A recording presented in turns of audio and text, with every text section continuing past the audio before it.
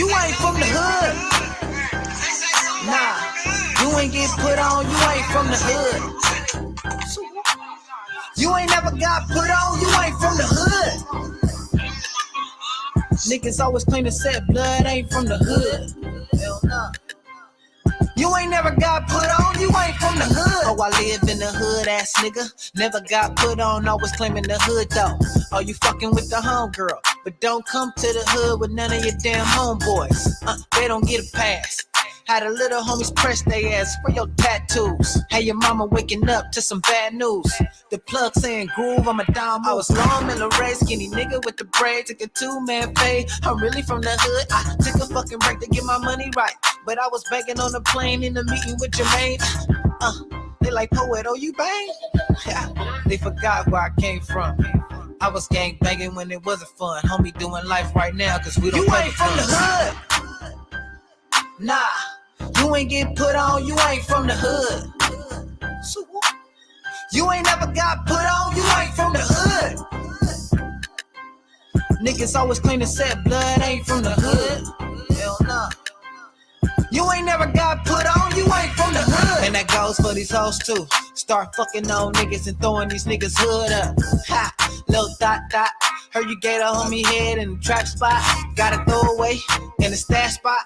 Boy, you're not real, like a Sasquatch. Boy, I'm so high, I'm seeing astronauts. Boy, I ball hard, I need a mascot. Oh, and Swahili, I'm a Damu. My little cousin making Paru.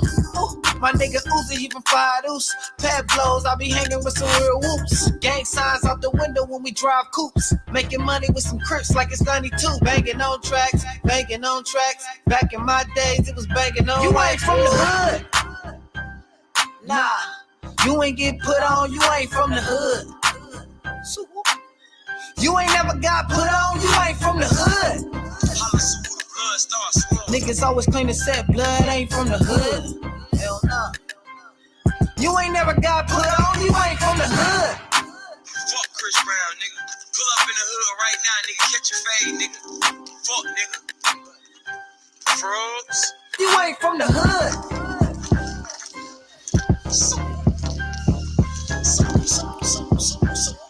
Holla so the blood starts swirling. Fuck you talking about, nigga.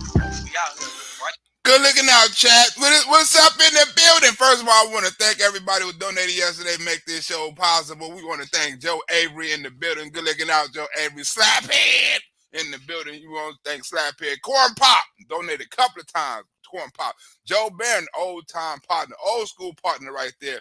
Michigan Caveman. Corn Pop, I told you Corn Pop donated a couple of times. Ty Beckman Channel. Good looking out at donation. Jimmy Jones, that's the Patriot right there. Aloha Jammer, good looking out on the donation. Courtney Chambers, good looking out on the donation. Also, Larry McCray, you know what I'm saying? Andy Dillon, good looking out on the donation. And also, special shout out to Tom who made all this week possible, right? So we working on donations. I'm probably going to start doing 2 shows today. I get some more donations. I'm going to do another show today. I'm going to do another live show today just for the fuck of it, right? If I get some more donations, we're going to do another racist, white, black KKK show today. But anyway, I decided to do this, babe, because everybody like, if Donald Trump don't run, right, or if something happened to Donald Trump, it got to be a substitute. So as a candidate, right, the next person that's up to bat is Ron DeSantis. If it's not now, right, if it's not 2004, it's a possibility it may be 2008. Now, I took the debate, right, and, I tried to put their topics together, but, California got different problems and situations than in Florida, right? So in some parts of this debate that Governor Newsome going to be talking about something got nothing to do with Florida, and they're going to be certain parts when Desantis talk about something that got to do with California. But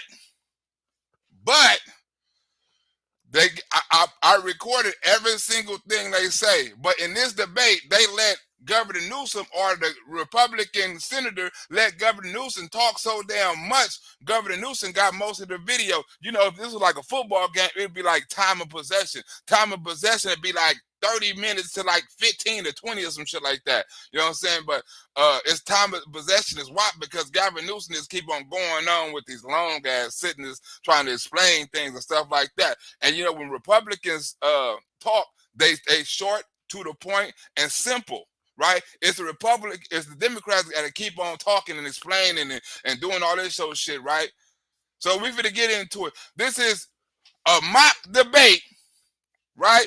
If Ron DeSantis was going up against Gavin Newsom, you be the judge. It's going on a record, right? And this goes on their policies and all that shit. You be the judge on who you prefer to run your country, right? And let me give you a little hint. This is a video about getting shit done versus throwing the money at shit, right? The Republicans get shit done. The Democrats throw money at shit and hope shit work, right? And, right, Governor Newsom is a perfect example of someone throwing money at shit and expecting it to work, right? Here we go. Let's go. Let's roll it. Governor, you're running ads for Proposition 1 on abortion. You're running ads against Proposition 30, a tax hike to fund the climate.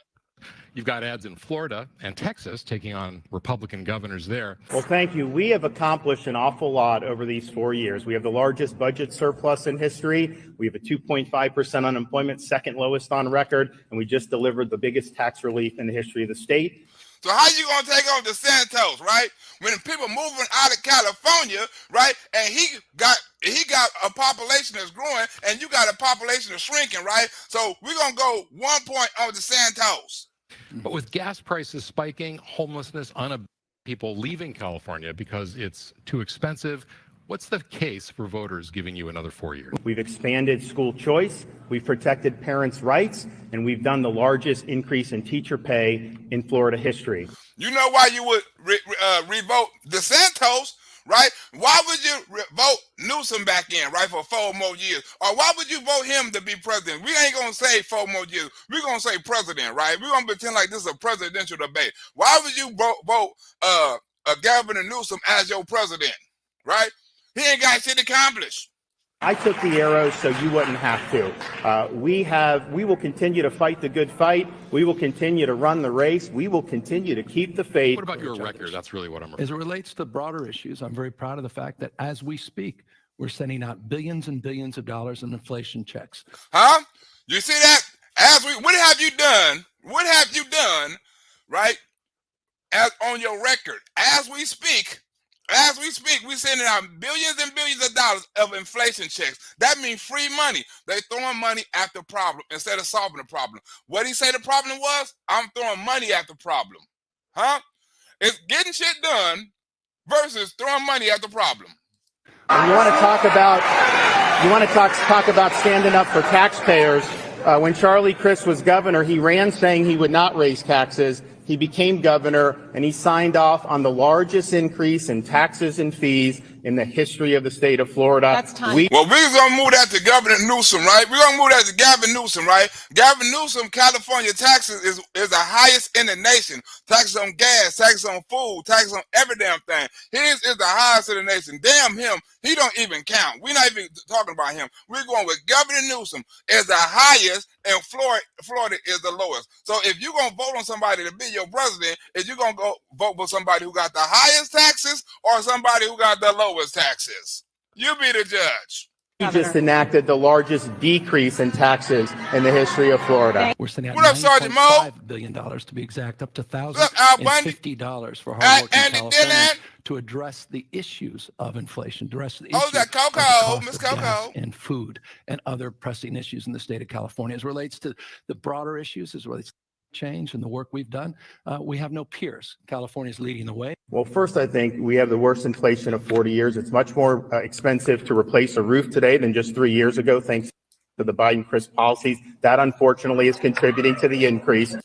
And Governor Newsome, don't forget about Governor Newsome, because remember, California got the highest taxes, right? So when he's talking about this dude, he ain't talking about this dude. He's talking about for the governor. He's talking about for the president. He's talking about Gavin Newsome. I got the highest. He got the highest, and I got the lowest. Who you gonna vote for? Huh? In the crisis, who you gonna vote for? It's consistently opposed those efforts. In fact, you'll hear today, unquestionably, his efforts to reinforce big oil's talking points. Why are fuel and natural gas prices up? Because of the Biden-Crist energy policies. They're waging war on American energy. They are not producing what we need to do. They're begging Maduro and OPEC for more oil. Right? And listen to this, right? All of the Democrats' talking points is, oh, the Republicans working for the oil companies. No, they're not working for the oil companies. They're advocating for the oil companies, right? They want oil to be part of American products, so we can sell oil, so we can give oil to our people, so we can give oil to our allies, right? So they're not behind the oil companies. All they're doing is advocating for the oil companies, just like you advocating for the clean energy. Right? This is like you advocating for EV cars, right? They advocating for gas, right? So we can get the economy booming, right? So we can get more workers, so we can build some employment, right? So we can get some more taxpayers, right? But you want to give the community money. You want to, oh, I'm going to throw money at this. I'm going to throw money at that. His whole campaign is throwing money at the situation, throwing shit to the wall and hoping to stick. Well, guess what, Newsome? Ain't nothing stuck yet. Double down on the efforts that put us in this very difficult place as it relates to the extreme weather and extreme drought. We also have we're number one in the nation in litigation with respect to homeowners insurance. We have 8% of the policies, but 78% of the litigation costs. All right, now this right here is accomplishments, right? Now you both dealing with natural disasters, right? In California, and you got them in Florida, right? In California, it's the wildfires. Fires, you know what I'm saying? Every season, it's the fire, just like hurricanes. It's a hurricane season in Florida, and it's a fire season in California. How do they handle it different, right? We knew how Governor Newsome handled his, right? He was on time with his, right? He was on top of his. What Governor Newsome got? I got suggestions and strategies and plans. He ain't got nothing, right? When Desantis something hit, he was already prepared, right? This dude, well, we're gonna let shit burn down, and we're gonna learn from it, and we're gonna be better prepared, right? So in a crisis situation, who you want, huh? You want somebody who done the shit, or somebody who gonna say, well, next time we're gonna be prepared? Right? Because we're in a drought right now, right, in California, right? But he ain't got no water plan. He ain't got no plan, right, for no drought. He ain't got no plan to preserve water. He ain't got none of that. That we are working through in the state. But I'm very proud of our record over the course of the last few years. I'm very proud of the work we've done to seed reforms into the future. I'm very proud of the efforts we're making as it relates to these ballot initiatives as well, particularly, again, on Proposition 1. Some policyholder will get a $20,000 settlement, and the lawyer will get $400,000. I'd love to pick up a little bit. I mean, Ryan, in every single instance, you've opposed common sense efforts to address the issue of climate change. So we called a special session. We addressed part of that. We also created a reinsurance backstop that's serving us well now that Hurricane Ian hit. And we created a program where Floridians can get grants to make improvements to their homes and then lower rates. Right, you see the difference between fire and water? We got fire and they got water, right?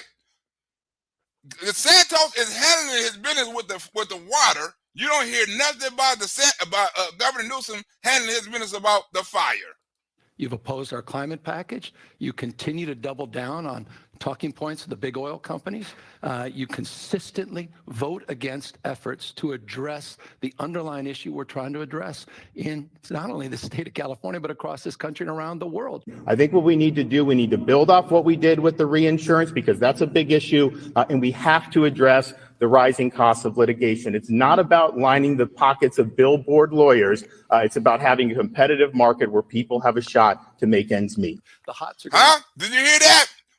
Right? And Governor Newsome, he's still talking about the weather change. It's getting hotter. I really can't do nothing. Oh, my bad. I really can't do nothing about it.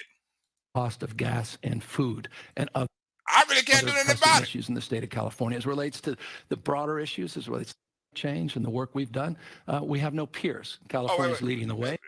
Let me wind this a little bit. $50 for hardworking Californians. Wind this a little bit. Taxes and fees in the history of the state of Florida. That's time, we Governor. just enacted the largest decrease in and saying he would not raise taxes. Why just a little bit more. A little bit more. A little bit more. The fact that as we speak, we're sending out billions and billions of dollars. I accidentally messed up and put stop, y'all. I accidentally messed up and put stop.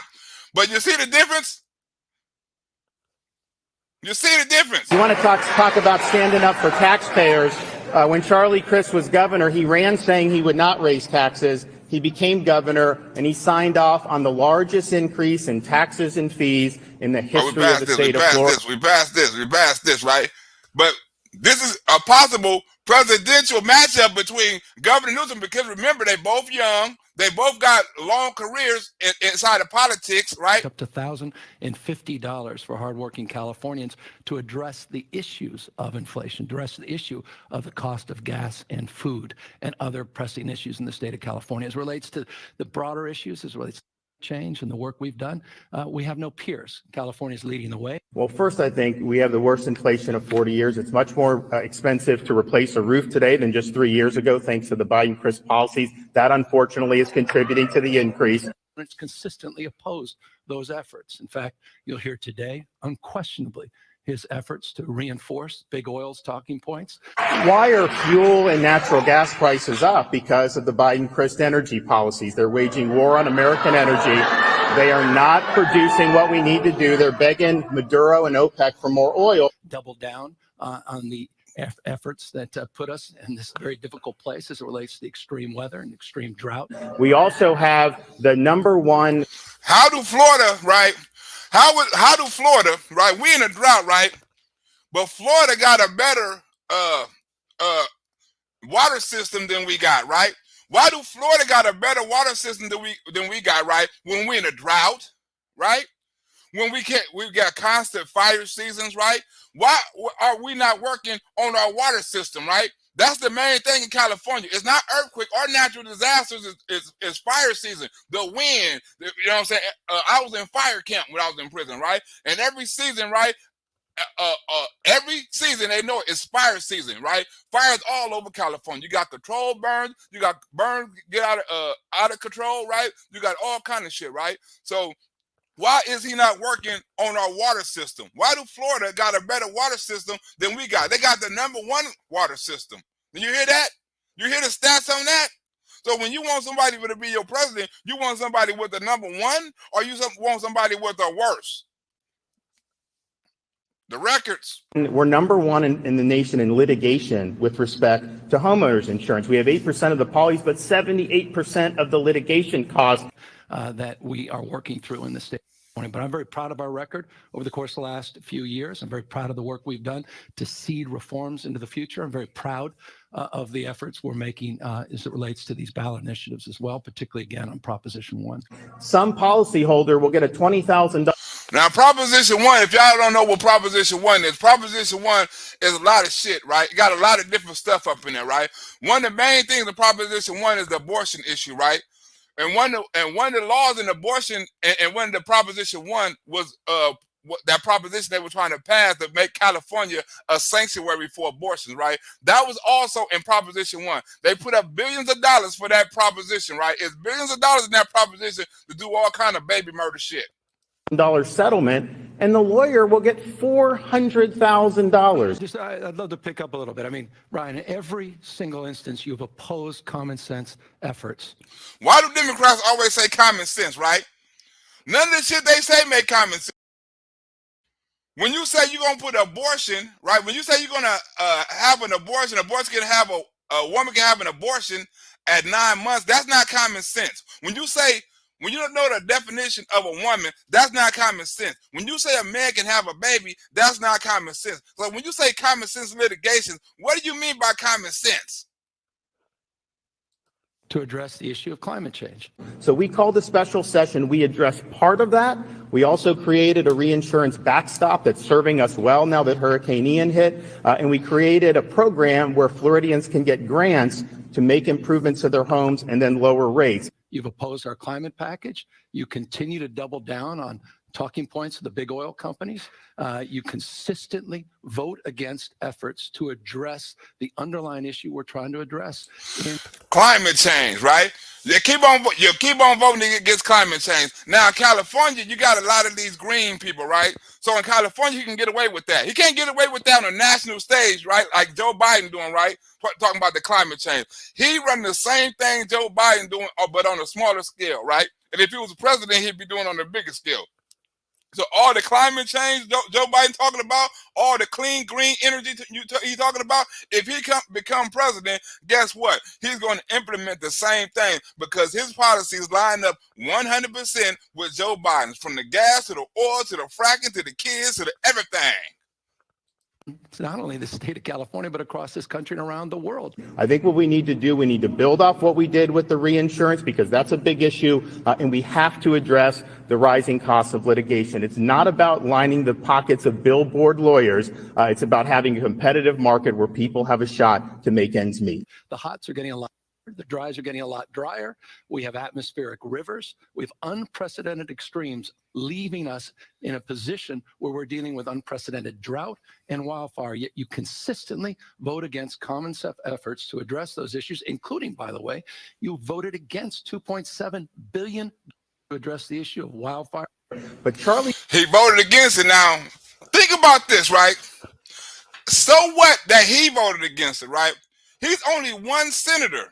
And he's in California. So you mean to tell me because of his vote, you couldn't pass it? Right? In a liberal state, just because he voted against it, it wasn't passed? Evidently, some other people voted against it too because it ain't passed. Right? He blaming him for all the bills that he couldn't get passed, all the climate bills, all the wildfire bills, $2 billion for this, right? He trying to blame this dude for everything. Oh, you voted against it. Why didn't pass then? He's only one vote. Why didn't pass? Charlie Crist's plan for homeowners insurance is to chase the private insurers out, dump millions of Floridians on citizens' property. It's undercapitalized. Here's why that matters for you. Forest health, vegetation management. You consistently have opposed, including these rebate checks, efforts to provide relief for gas, and you've doubled down on the talking points of big oil. And you know why? Big oil is supporting your campaign. The hundreds of thousands of dollars you've received from big oil is not only because you doubled down on their talking points, but you constantly oppose efforts, including the latest effort to go after their price gouging. Now, the rebate checks he voted against, right? The rebate checks he talking about was California supposed to get rebate checks on gas, like $200 a month, this free money. Like, we're going to send you a check for $200 each month for gas. Here you go, right? Some people saying that's too much. You want to do $2 billion on, you want to do $2 billion on wildfires, right? You want to put $5 billion in abortions, right? You want to put such billion in this, right? You want to put such billion in that. Where this money coming from, right? So if he become president, you don't think he's gonna do this shit on a higher scale, right? He want all these billions. He's throwing money at everything, but ain't nothing sticking. All the wildfire out of control. All the water still a drought. All the crime still out of control. All the immigration is a bitch.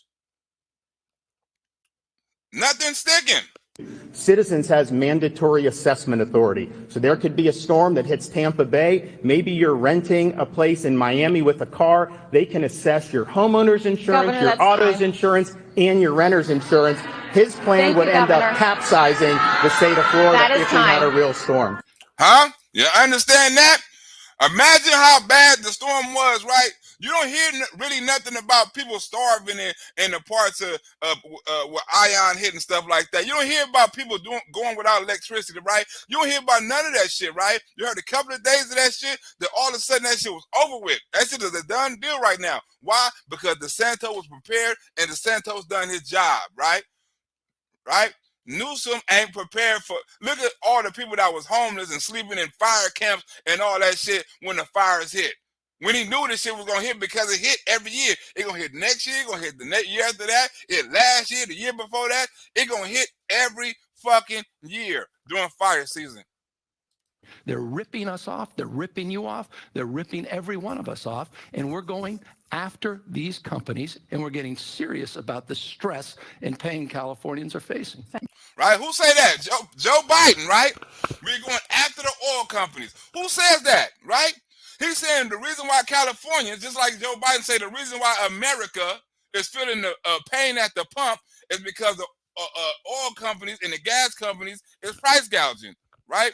Well, if that's the case, why the American government ain't done nothing yet, and why California ain't done nothing yet if you know they price gouging? It should be a law on that. You mean to tell me you know these sons of bitches are price gouging and you ain't done nothing yet? We are in the fourth year of a drought, and unlike Governor Brown, Governor Newsome, you have not issued an executive order mandating statewide restrictions on water use. You're leaving it to local water districts to make the hard decisions. And they're not making them, right? They want him to put a mandate on it, right? But he don't get no mandate on it because he make money out of it. Remember, he was part of the PG&E and all that water and electricity and all that old shit with the people dying in the lawsuit and all that shit that I done the video on, huh? He was part of that. So he's not going to put no mandates on it. And it doesn't seem to be working. I'm proud that we had 42,000 linemen staged, ready to go, unprecedented array of first responders. We were able to get in record time, effectuate thousands of rescues, get the power back on for millions of people in record time. And when the bridges got wiped out in Pine Island and in Sanibel, people thought those islands were going to be severed from the mainland for 6 months to a year. We did the Pine Island restoration in 3 days, and we did the Sanibel Causeway restoration in 2 weeks. And that's why you don't hear anything about any power outages or people hungry or anything in Florida, right? They were like, oh, it's going to take months to hook it back up. It's going to take all this, right? Well, he done it in 2 weeks, and he done the other one in 3 days, because guess what? Desantis was ready. You going to have somebody ready, or you going to have somebody that's throwing money at the problem who don't get no results? Huh? In fact, the State Water Board's conservation manager recently quit, accusing your administration of, quote, a gut-wrenching unwillingness to take big steps to reduce water use. So the question is, why have you not been more aggressive in ordering water conservation? Right? He got people quitting. Right? He got the people quitting up under him because he's not taking them serious. Because he's not taking them serious, right? So you're gonna have somebody in a time of crisis, right? When it's time to preserve California and save California, and whatever, right? When your crisis is water shortages and drought, and you don't do nothing about it, and your top official quit, like, you know what? I'm out of here because you're not doing your job, right? Ain't nobody said that about Desantis. Who you gonna vote for?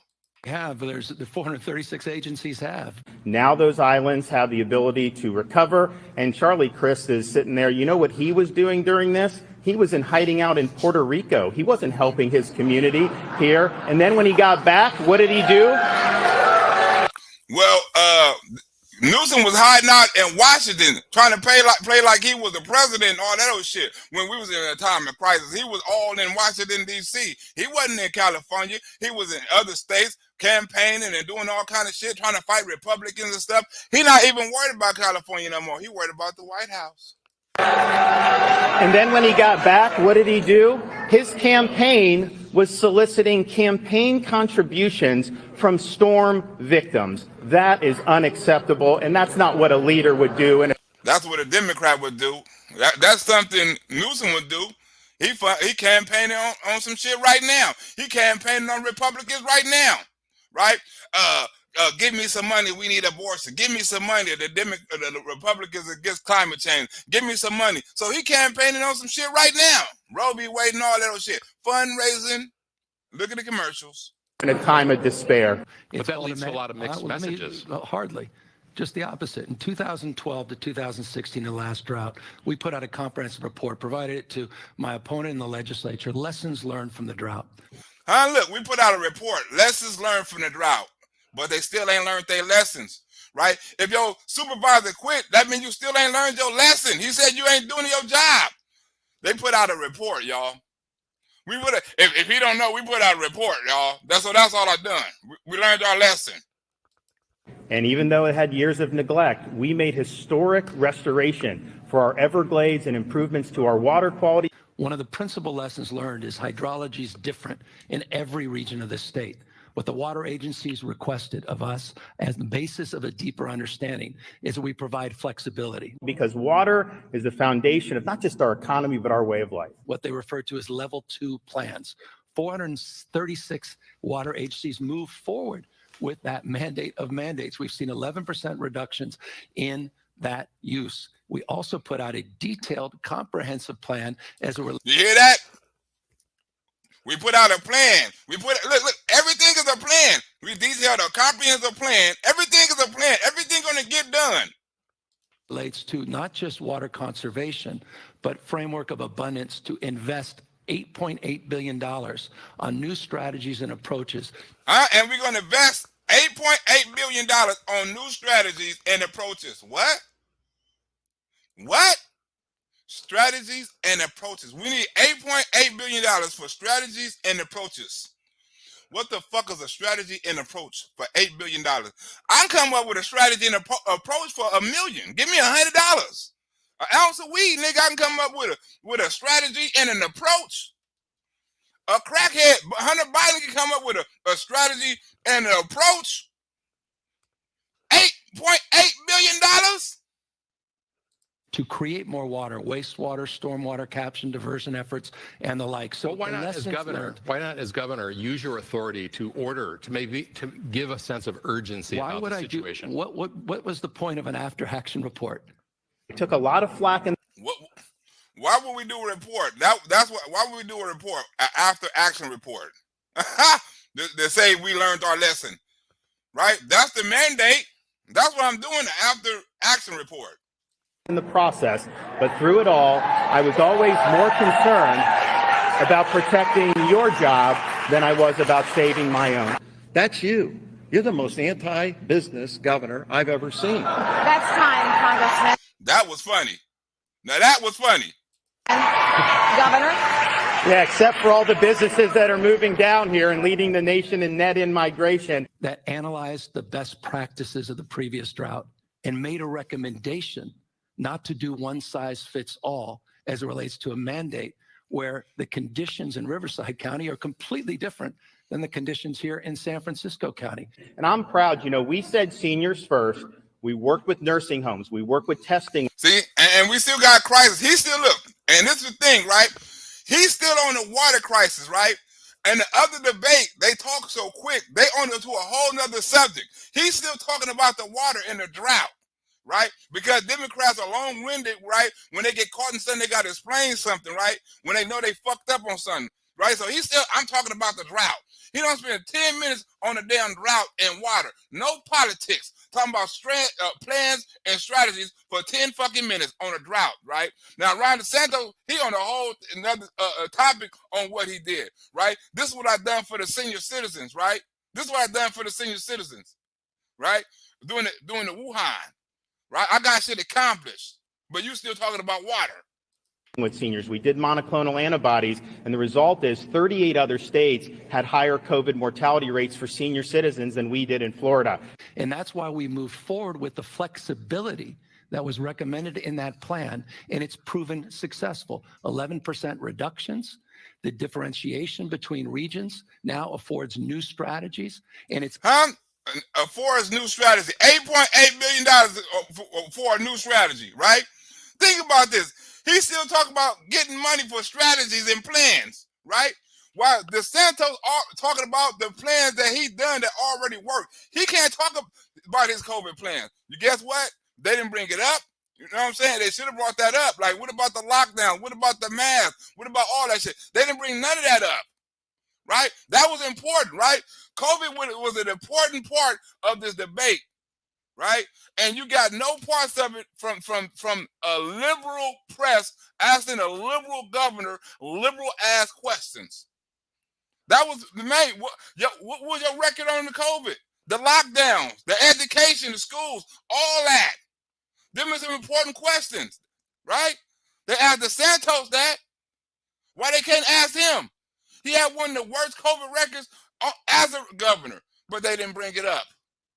Liberal press asking liberal governors liberal questions.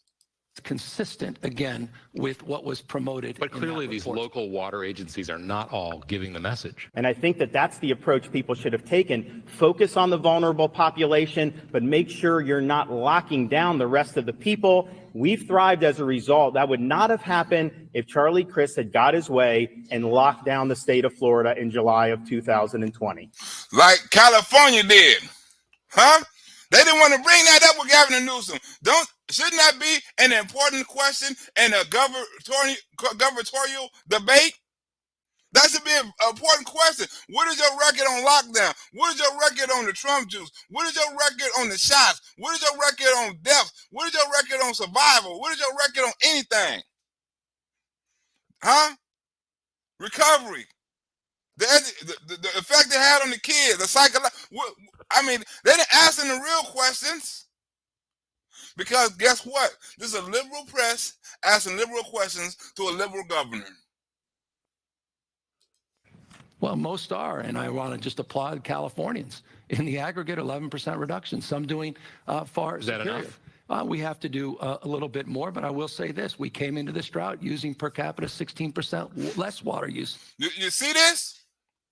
You see how this is basically an interview. He's still talking about water. Do you think it's still enough? Right? Asking these softball-ass questions. Get off the water. Get on employment. Get on businesses. Get on taxes. Get on something that Californians talk about. Get on immigration. They don't ask him no immigration questions. How that you in California, go look down the donation, P. Mosley. More people be like P. Mosley and donate, right? How in the hell you gonna be in California, right? You a border state, right? You probably got more immigrants here than Texas or probably Arizona and anything else, right? But you don't ask him no border questions. Think about this, y'all. They don't ask him no border or no Wuhan questions. Huh? How? They ask DeSantis Wuhan and border questions, but they don't ask California governor. Huh? They want to ask him about water and droughts. Like that's the most important thing that's in California, and they're not even asking the other dude, "Hey man, what's your problem? What's your solution?" They're asking Galvin Newsome. Usually the other dude ain't said shit.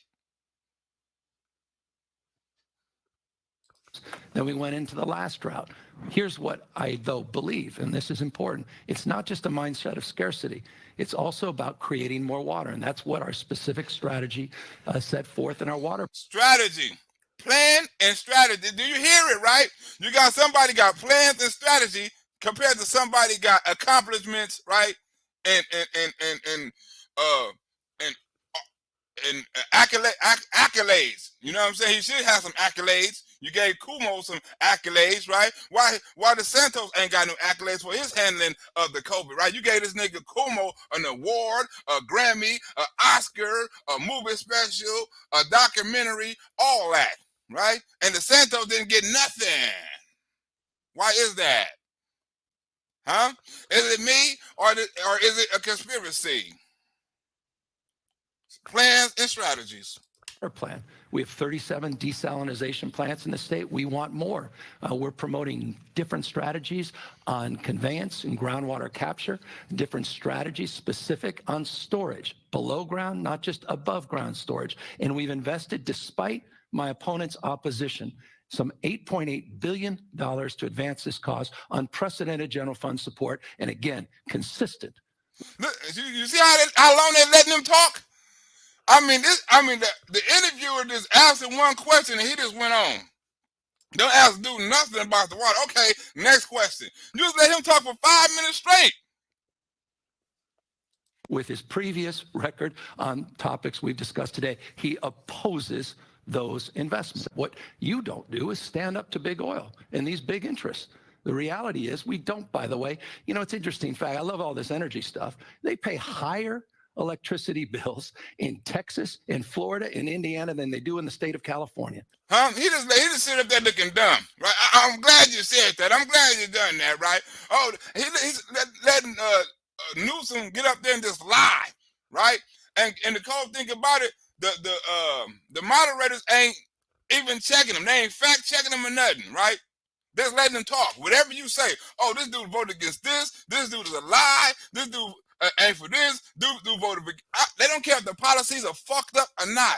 Like, what did the policies do? What would the policies have done? Well, he voted against this. He voted against $8 billion for that. He voted against $5 billion for that. That's all he can say.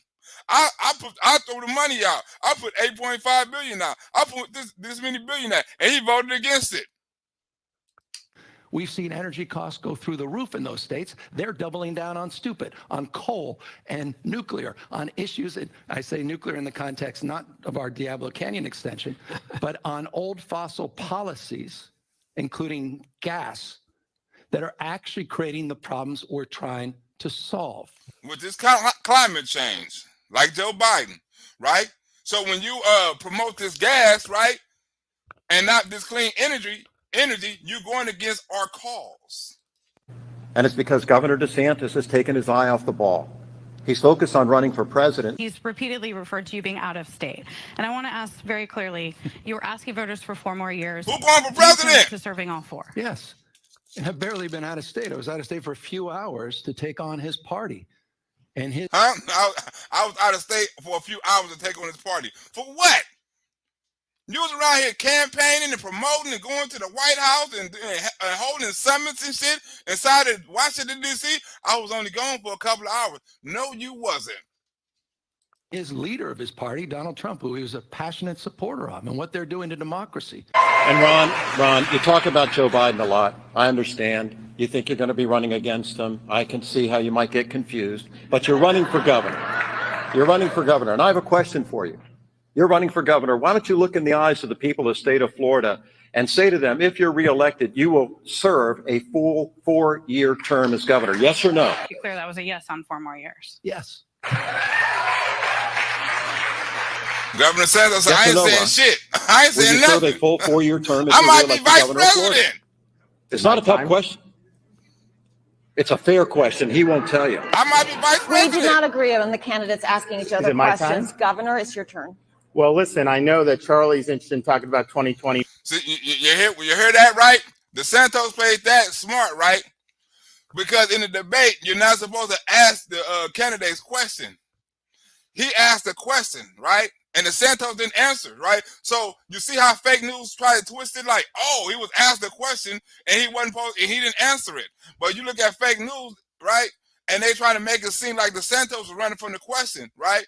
The moderator said right before that, oh, it was agreed by both side parties that we're not supposed to ask the candidates any questions, right? And DeSantis played it super smart and say, is it my turn? What you need to ask me?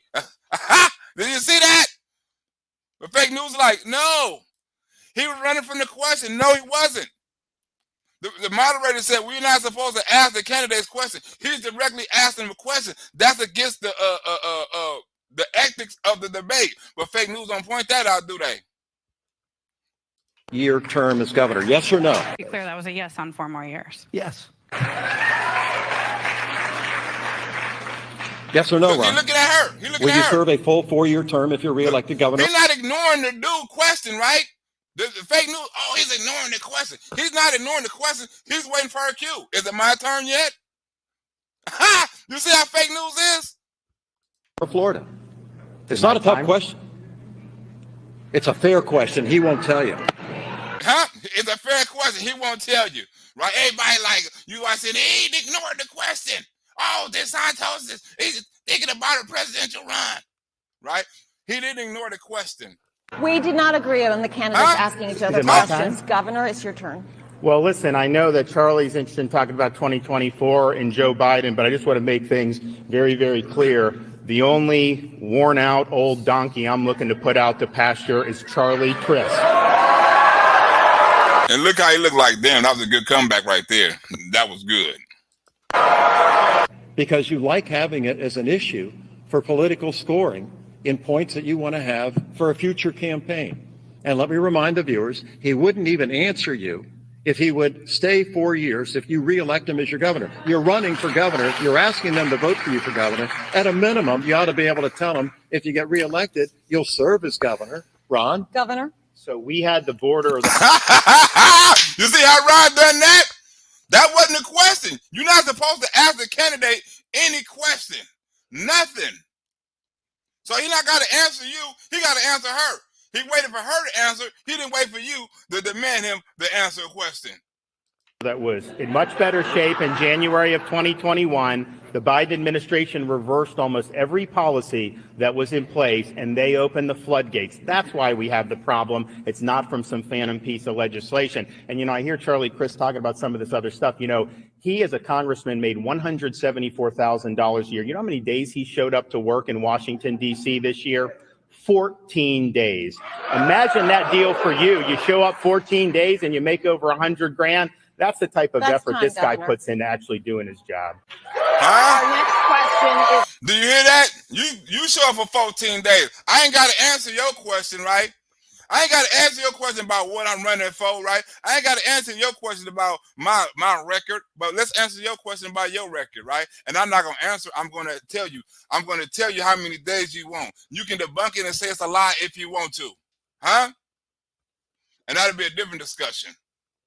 Desantis is smart. I'm not going to answer your question. I'm going to answer her question. Ask him if you're going to run. Ask him this. I'm not going to answer you, fool. That's not part of the debate. We're not supposed to. We agreed on the rules of the debate. You broke the rules. But ain't nobody talking about that. It's also patient. Critical race theory has ignited controversy in school districts around the country. Here in Florida, it is now against the law to give lessons which might cause a student, quote, psychological distress because of actions in which the person played no part committed in the past by other members of the same race, color, national origin, or sex. Now, I lined this up kind of cool, right? Because this is mostly about kids, right? So they kind of had similar views or similar questions on kids, right? Because in California, they're trying to promote it, right? They're trying to promote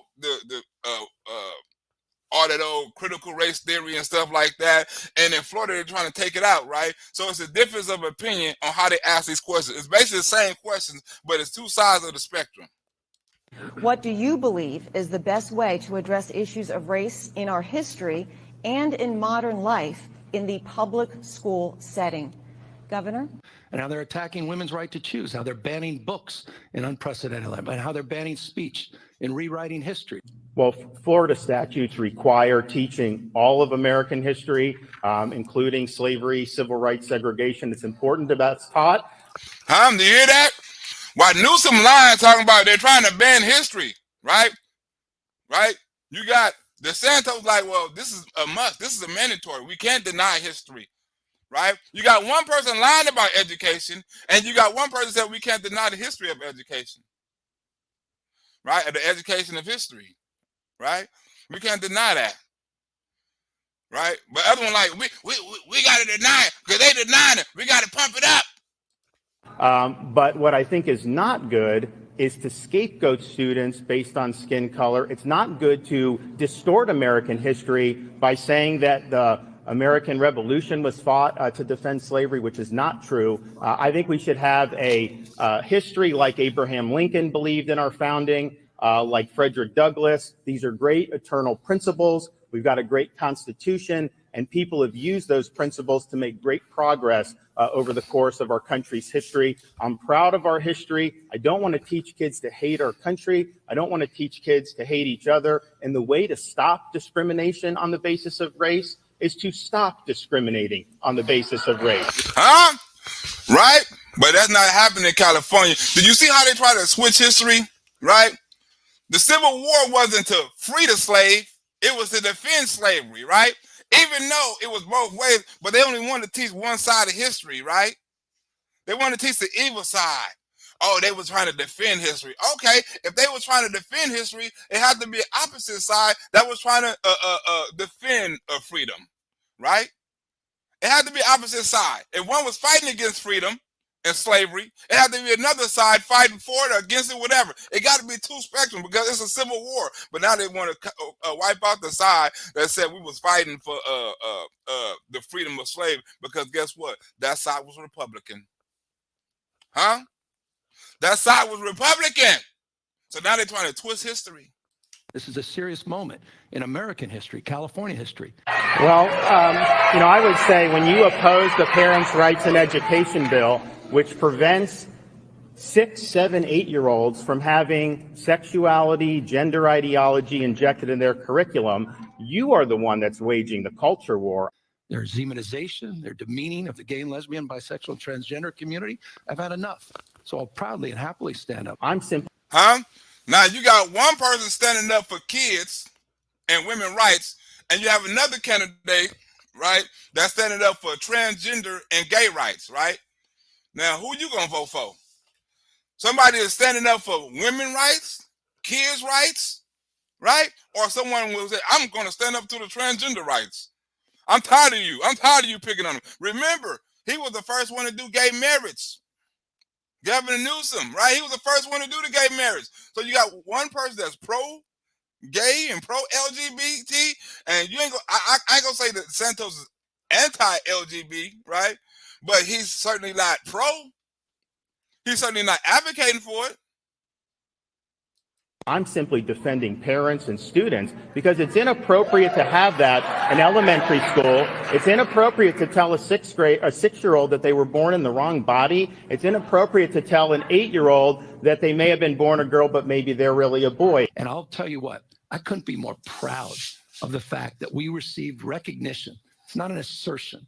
Recognition from a bipartisan national education group for our unprecedented education reforms. That's wrong. We need to do the basics. We need to teach them to read, write, add, and subtract. And if we do that, we'll continue to lead in 4th grade reading and 4th grade math like we did in today's NAEP results, which is a great testament to having open schools and a lot of hardworking folks in our school system. You continue to push down what we're trying to do on education, not surprisingly, because you opposed universal preschool. You hear that? Because you oppose this, you oppose universal preschool and all that stuff that costs billions of dollars, right? They ain't got nothing to do with education, right? Universal preschool to take care of you from the cradle to the grave, to get your kids early, right? And indoctrinate them, right? All that preschool, pre-K shit, right? They already got it in California, right? But they just want to throw money behind it, right?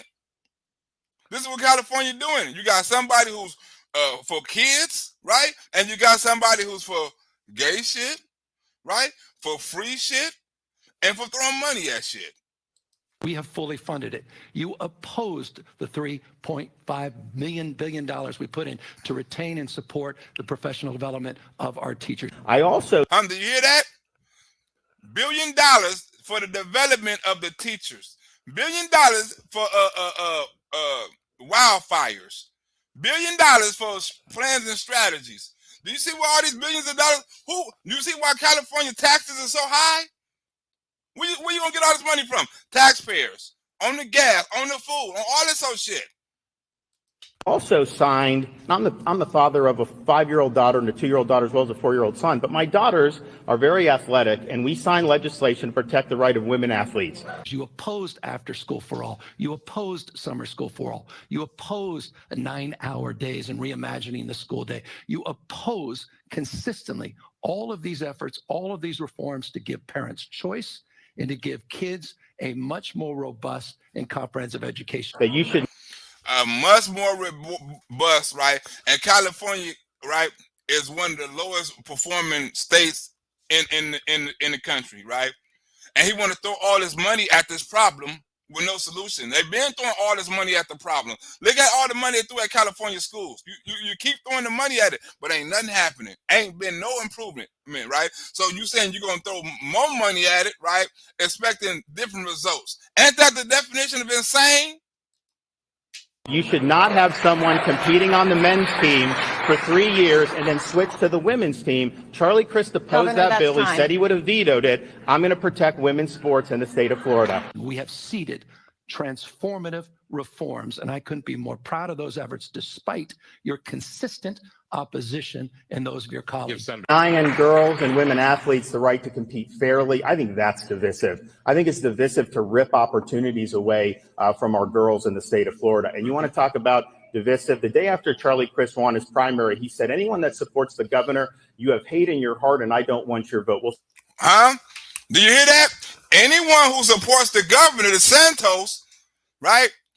Anybody who supports him, you have hate in your heart. What? How? But watch how DeSantis busts him out. You say anybody who supports me got hate in their heart? Well, watch this list I give you. Think what that means. I'm endorsed by every police group in the state of Florida. I'm endorsed by the firefighters. I'm endorsed by the truckers, the nurse anesthetists, Retail Federation, Farm Bureau. The whole cross-section of the state of Florida is backing me. They do not have hate in their hearts because they reject Charlie Crist. They want to keep Florida going and they want to keep Florida free. You have hate in your heart. He ain't got nothing to say about that. He got on national TV and said that. If you go for DeSantis, you have hate in your heart. Well, the police ain't got hate in their heart. The nurses ain't got hate in their heart, right? I guess the only person that ain't got hate in their heart to you is the teachers union, right? Because all the police and all the other businesses and all that support DeSantis. They don't support you. Probably all the Christians, all the churches, all that support DeSantis. I take offense at our policies and strategies. I mean, what you identified are problems. We're identifying solutions every single day. Your pay is very important, and when Charlie Crist was governor, he did nothing about it for 4 years. In fact, he cut education $300 million. What have I done? We've done the largest increase in teacher compensation in the history of the state of Florida. While he still got solutions, we're identifying solutions, right? Why DeSantis saying we identified the solution already and we're working on the problem, you know what I'm saying? He's still identifying the solution, y'all. Every single day, they identifying the solution. Well, DeSantis identified it already. High-dose tutoring, reading specialists. In high-poverty schools, providing more staff, changing staff ratios. As you mentioned, Liz, we now rank much higher with average minimum salary because we focused on that because we knew that was important to recruit good teachers. So we've raised the average minimum salary by over 20%. We're now #1 in the Southeast, and I created with the legislature a categorical budget item where the money has to go to teacher salaries. Right? You hear DeSantis? I increased it by 20%. I made sure the money goes straight to the teachers, right? Because it's important. What do Governor Newsome got? He got solutions. He identified solutions. He know the problem. He just need to work on the solutions to it. Community schools, the investments we're making after school and summer school that we know work. What happens is we send the money to school districts. You know, his running mate is a teachers union boss. She makes almost $200,000 a year. The teachers down in Miami don't make that. Preschool, to allow people the opportunity to have that early start in life. So I don't want the money going to teachers unions. I want the money going in the pockets of teachers. All things you have consistently opposed, and we know these policies work. No, we don't. How? We know the Santos policy work. We know it works. How do we know California policies work and we have no results, right, to show for it? We have none. But you keep on saying, we know these things work. Throwing money at this, throwing money at that, early this, early that, putting money on here, putting money there. It works. We know it works. How? When? Where? DeSantis like working on his accomplishment. Already done the shit. The shit Galvin and Newsome working on, DeSantis already done. Work. So we are going to do $1 billion categorical in next year's budget. We've made tremendous progress, and we're going to continue to do it because we know how important it is.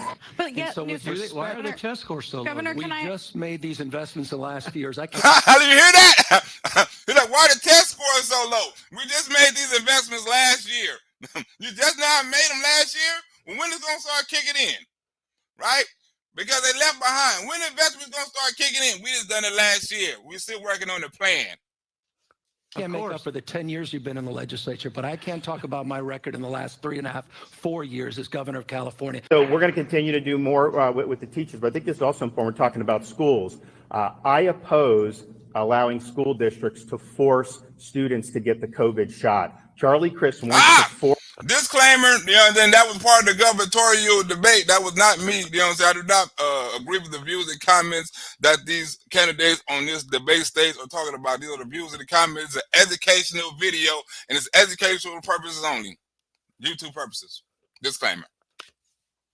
How to say that? Force students to get the COVID shot. We passed a bill to prevent that. He opposed the bill when we did it. And there's never been investments targeted at addressing these vexing issues like the investments we're making. And I have confidence they're going to work. And one thing I know, I have confidence you'll continue to oppose all of these common sense reforms. Common sense reforms, right? All the shit he said is common sense, right? Throwing money at this, throwing money at that, throwing money over here, throwing money over there. All of this common sense. Extra hours, extra school days, extra staff, extra teachers, extra all that, right? Well, Desantis ain't worried about extra teachers, right? He got the teachers he need, and guess what? He giving money to the teachers he already got. He don't need to raise no money for no extra teachers, right? You didn't say nothing about, oh, somebody sent me a donation. James Touche. The Democrats think spending enough money and the problem will go away. That's all he say through the whole video, James Touche. All through the video, we want to throw the money at the kids. We want to throw the money at the problem. We want to throw the money at the fire. We want to throw the money at the water. We want to throw the money at the school. We want to throw the money at the kids. Everything is throw the money at them, James Touche. DeSantis like, I'm giving the teachers a raise. While DeSantis giving them a raise, he's still looking for teachers to hire. You do the math.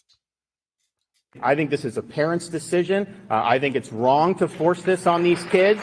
And as long as I'm governor, as parents, you're going to have the ability to make that decision. We are not going to subcontract out your parental rights to Charlie and his special interest buddies. Or Governor Newsome and his special interest buddies. Because remember, Governor Newsome was the force shit too, right? He was one of the states that kept on the longest. The only reason he let it up because they caught his ass at a Rams game with Magic Johnson and the mayor or the something of San Francisco giving high fives and daps and talking and with the mayor of LA, right, taking pictures and selfies and photos and shit, no mask on. They said, fuck it, the schools went on strike, right? So he was the person that kept it on the longest, him and guess what? New York. They kept the restrictions and the lockdowns on the longest, James Touche. Governor, it's true. There's been a huge investment in public education, and yet there are still huge challenges. So, do you hear that? I mean, that's not a tough question because she's saying, oh, it's been huge challenges. No, tell us the stats. Tell us where we rank. Tell us where our kids are lacking in. Tell us where the money is not going. Don't just say it's been huge problems. That's a liberal-ass question to a liberal-ass candidate by a liberal-ass press. he opposed having kids in school. His supporters sued me to keep the kids out of school in 2020. The same thing, and they sued, right? Because remember, they didn't ask Governor Newsome about no COVID questions, right? Because I would have lined it up with his COVID response. They didn't ask him with his record on COVID or kids getting the Trump juice or anything like that, right? They didn't ask him nothing like that, right? It would have been good. I would like to hear his response, right? I would like to hear his answers about my son, right? What is his plans, right? I would have loved to hear about that. Right, because it's important in California. Because remember, we had our restrictions on the longest. We had the most mandates. We had the harshest mandates. Right? You mean to tell me the state with the harshest mandates and the person who put the harshest mandates on the state ain't gonna get ask no questions about the mandates? Come on, man. Teacher shortages, teacher burnout, families leaving public schools. You've chosen to put your kids in private schools. And how critical was that decision? We just got the nation's report card, the results from all 50 states. Florida, number 3 in 4th grade reading and number 4 in the country in 4th grade math. Obviously. Right? And you know why she didn't read the California stats? Because they're horrible. All she says people leaving the school district, right? Teacher shortages, right? They got all kind of problems, right? She said you throw a lot of money at it, but we still got all these problems. Why Florida ain't got them problems? Why they fourth in this and fourth in that, and they the third biggest state, right? And we last in this and last in that, and we were supposed to be the second. We're really the first, right, as far as numbers, right? But why is we like number 43rd or 45th? Think about it. We looking for teachers. They already got them, and their teachers getting raised. There's a lot of things that go into a family decision like that. But what do you say to parents who wonder if you have faith in our public schools given that personal decision? And if you adjust that for demographics, we are #1 in the country in both. I'm passionate about public education. I'm a product of public education. My kids are going to school right behind our house, a Waldorf school. A private school.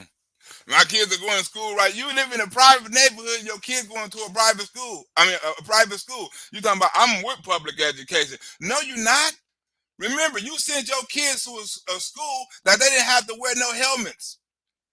Oh, I didn't know about the school. Yes, you did. You knew all about the school they was going to. They got busted. People were taking pictures like, why the fuck his kids ain't wearing it? Oh, I got to take my kids out of that school. I didn't know they was doing that. And you took their ass and you put them into another private school. But watch the answer he give, right, to California that should make them so fucking mad. Which is about creativity and critical thinking and the kinds of things that we're advancing in our public education system. That would not have happened if we let Charlie Crist and his friends lock our kids out of school like they did in California and like they did in New York. We did it right in Florida. Huh? In California, and who's the governor of California, and who kept the kids on lockdown in California? Galvin, Newsome. And the approach we've taken is to provide that same kind of choice and opportunity that my kids are afforded for every single one of our 6+ million Californians going to public schools. You hear that? He said what he want to do, right, is he want to give, right, the public education, the public education system, right? He want to give them the same opportunities that they get in the private school. How far is that going to be along? Because everyone knows the private school has the best education, the best academics, right? The best sports, the best everything. How is you going to bridge that gap in California when we're number 47 or 40 something like that in reading and math and all of that, right? How you going to bridge that gap and knock California from 47 all the way to something DeSantis got, like, let's say 10 or 11 or something like that? How you going to jump 30 other states? What plan you got, or what kind of money you going to throw at anything where you're going to jump 30 other states and all of a sudden become number 2 or number 5 or number 10 in math and reading and stuff like that in the next 4 years?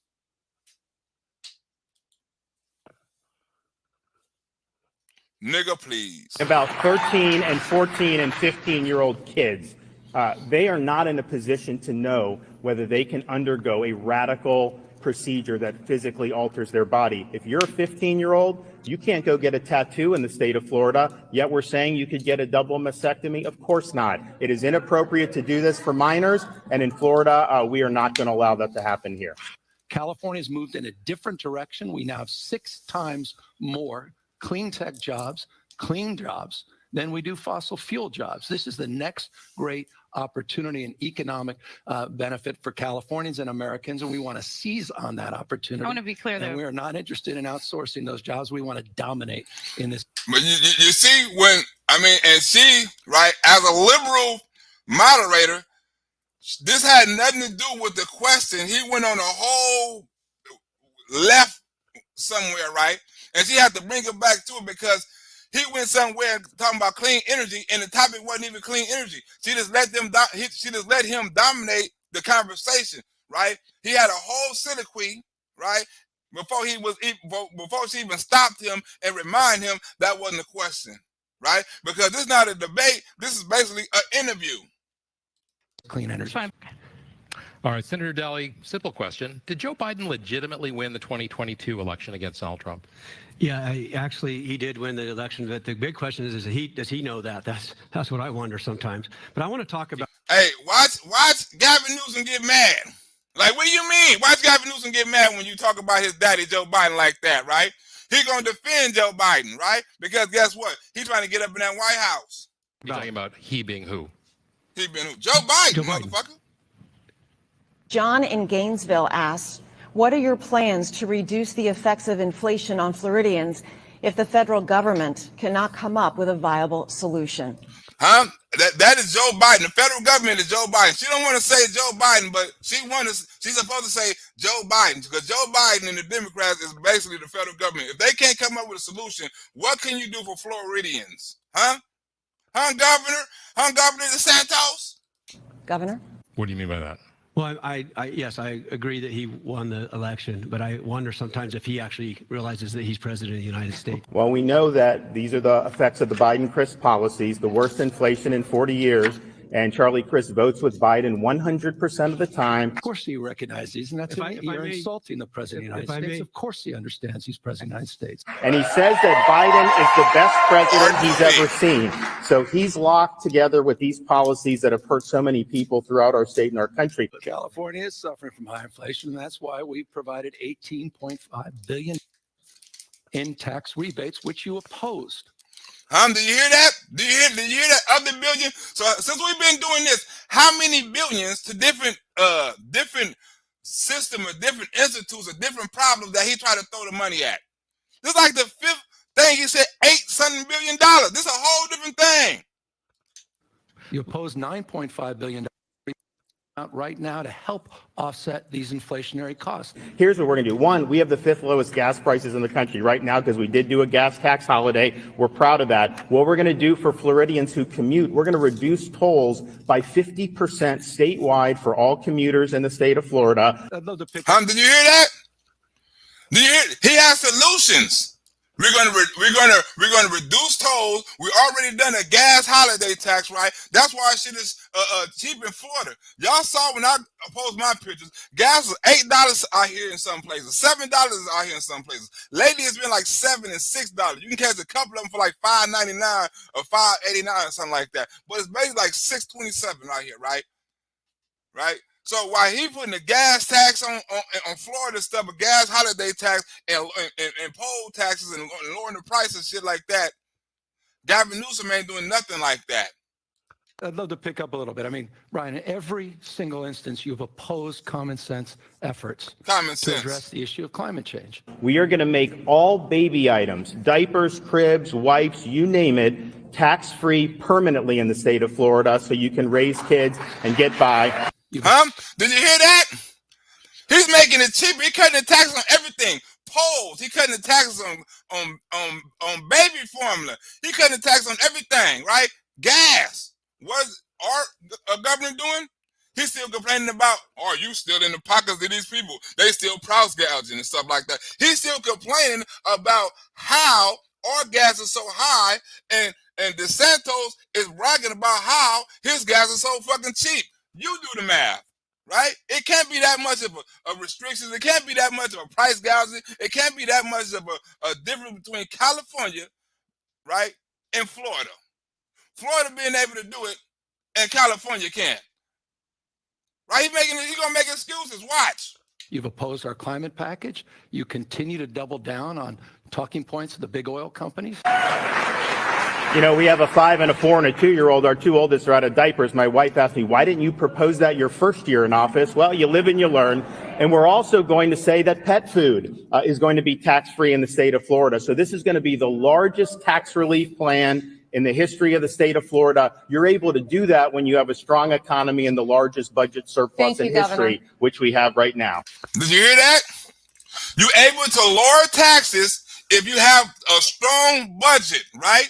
You're able to cut taxes in different places, right? While you saying while DeSantis is saying we cut taxes, Galvin Newsome saying how we gonna raise taxes? We're gonna raise taxes for this. We're gonna raise taxes for that. Well, he giving raises out to the teachers, right? He's cutting baby food. He's cutting cat food. He's cutting dog food, right? He's cutting gas. He's doing all this old shit. What our governor doing? Not a damn thing. So who you want for running for president?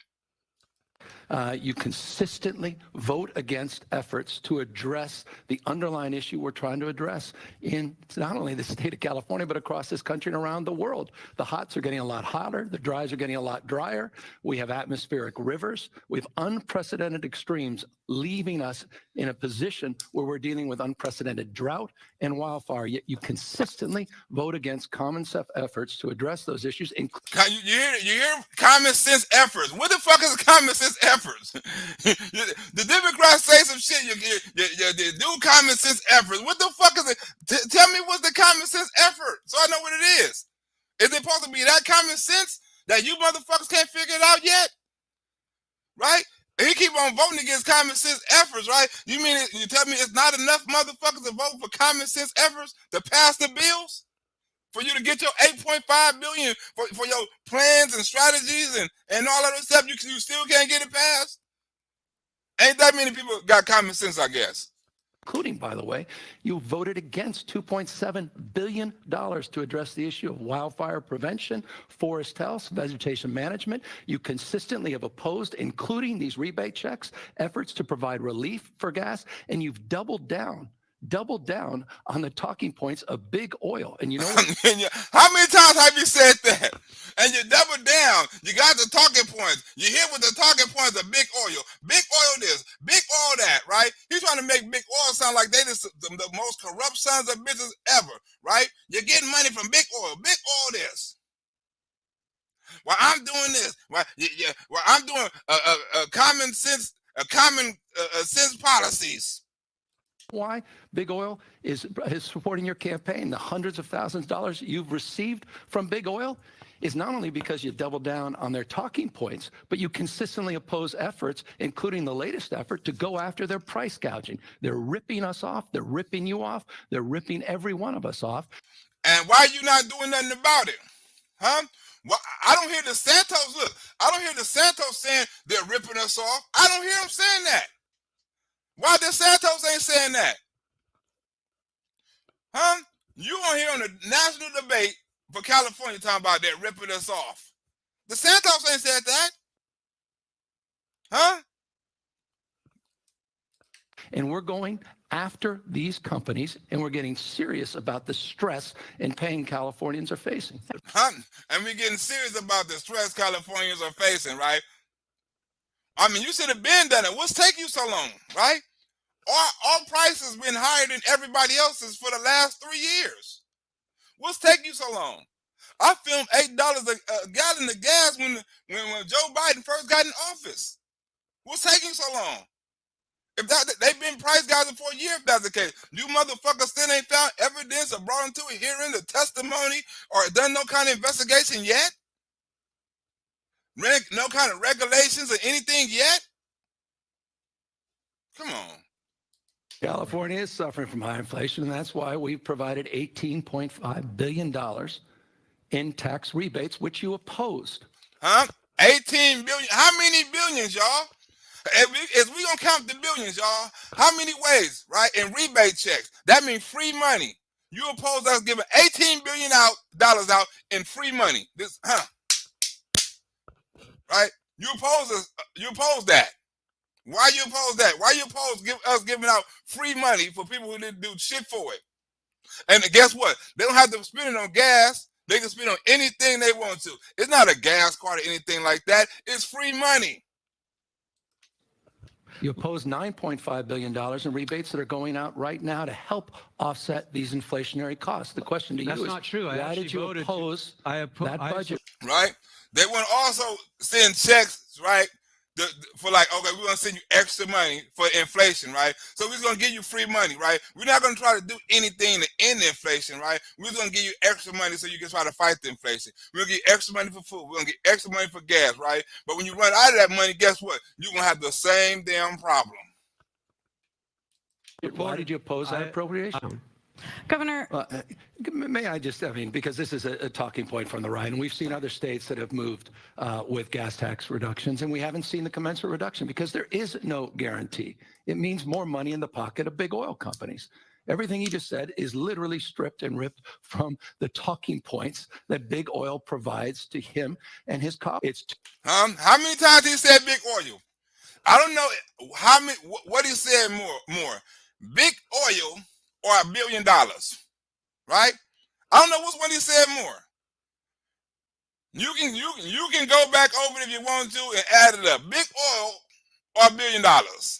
It's $2. Why? It's $2 that we were paying a few weeks ago upwards of $2.60 more than the national average because these companies are ripping you off and ripping us off. And Did you hear that? He said last week or last month or whatever he just said, we was paying $2.60 more than the national average because these gas companies is ripping us off. You mean to tell me that your administration or your experts or whoever you got in charge of that department can't find out the reason how or the way how these gas companies is ripping us off, that we're paying $2.60 more than the natural average? Huh? I mean, we pay over $1.50 more than probably the highest, besides probably like New York. But think about this. Desantis is solving the gas problem, and your boy, Galvin Newsome, is adding on to it. that's why I want to move forward with a price gouging penalty to address this abuse, period, full stop. Governor, you let me have ask. 5 refiners that represent 97%. You see how you see how they let Galvin Newsome talk? He like, cut it. You got 5, and they let him talk. They were going to ask him a question, right? They don't ask him no rebuttal. He cut them off, and he keep on talking for a whole nother minute while this weirdo over here don't say nothing and don't try to rebut him or nothing or cut him off and say, hey, man, let's keep it fair or anything. He didn't let the dude talk. Of that industry. They have record profits, $26 billion just last quarter, 276%. Sound like increase. Joe Biden. Chevron Corporation alone. They're funding your campaigns and the campaigns of others like you. But let me be very clear. This whole idea that a gas tax somehow is going to provide relief, as you suggest in your questioning, has been rebutted, not just by the examples of other states. Well, it ain't been rebuted in Florida, right? He said it's been rebuted. That's a fucking lie. That's a fact check on this video right here. Desantis said it's working, and where he at, 50 cent. 50 cent knocked off. That's working. But by leading economists that say it's nothing more than a gimmick. These rebate checks we're providing and what I just did, and this is important, we have seen a 65-cent reduction since peak in the last few weeks because we ordered the winter blend through the Air Resources Board, and we have seen gas prices go down in the state of California without a gas tax repeal. And it's still higher than anybody else in the nation. How's that? You saw it go down, right? And it's still $1.75 higher than the national average.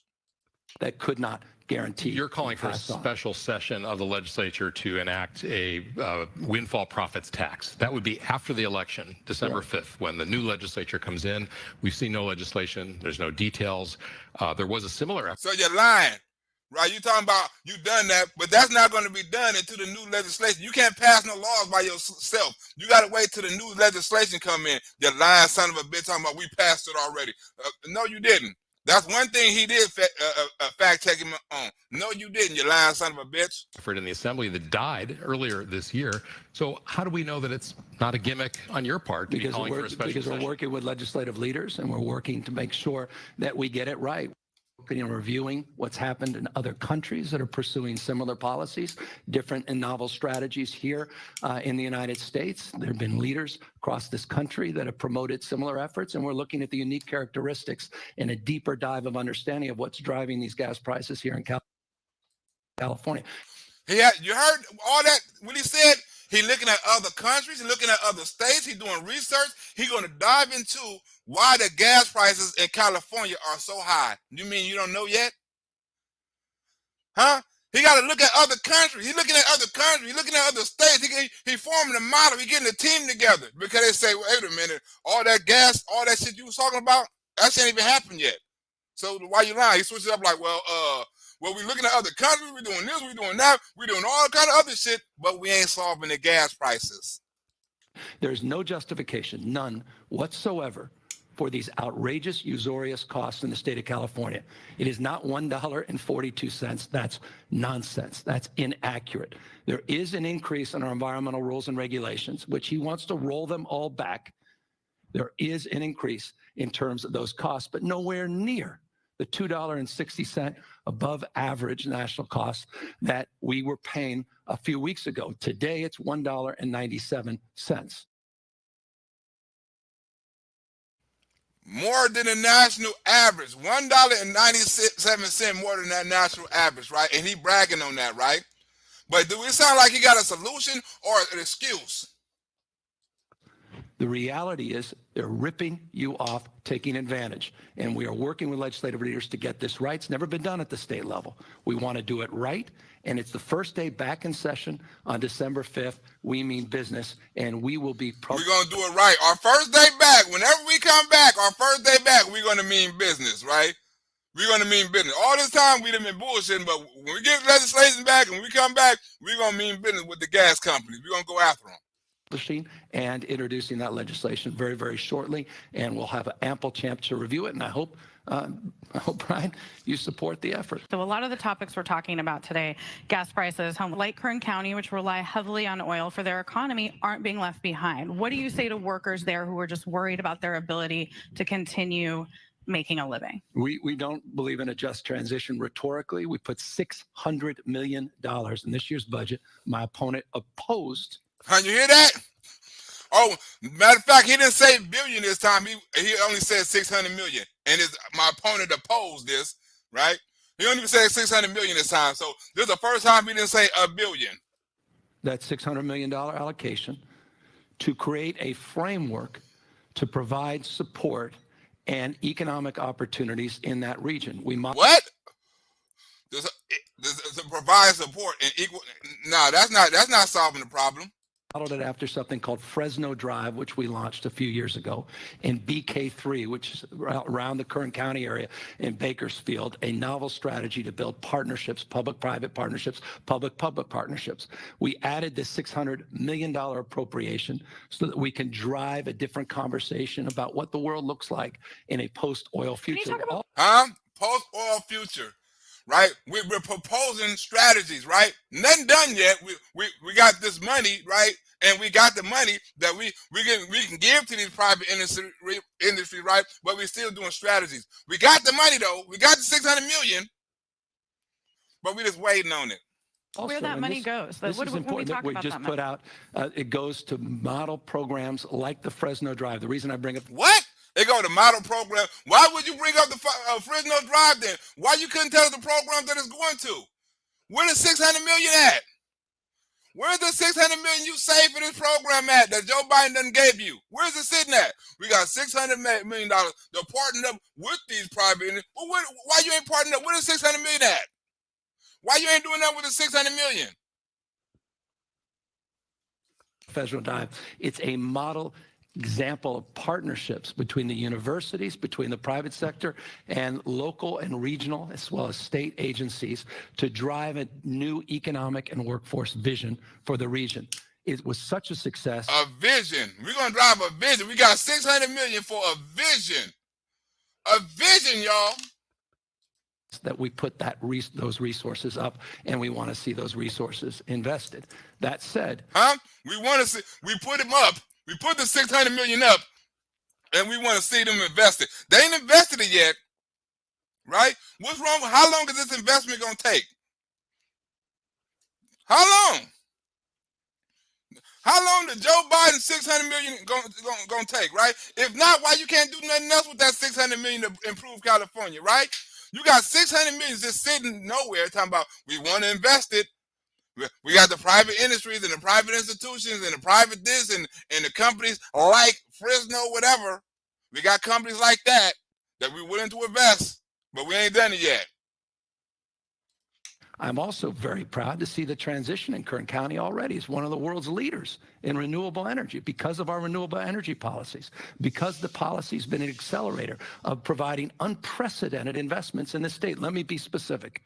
There are 200 headquartered green energy companies specifically targeting zero electric vehicles. Zero. You hear that?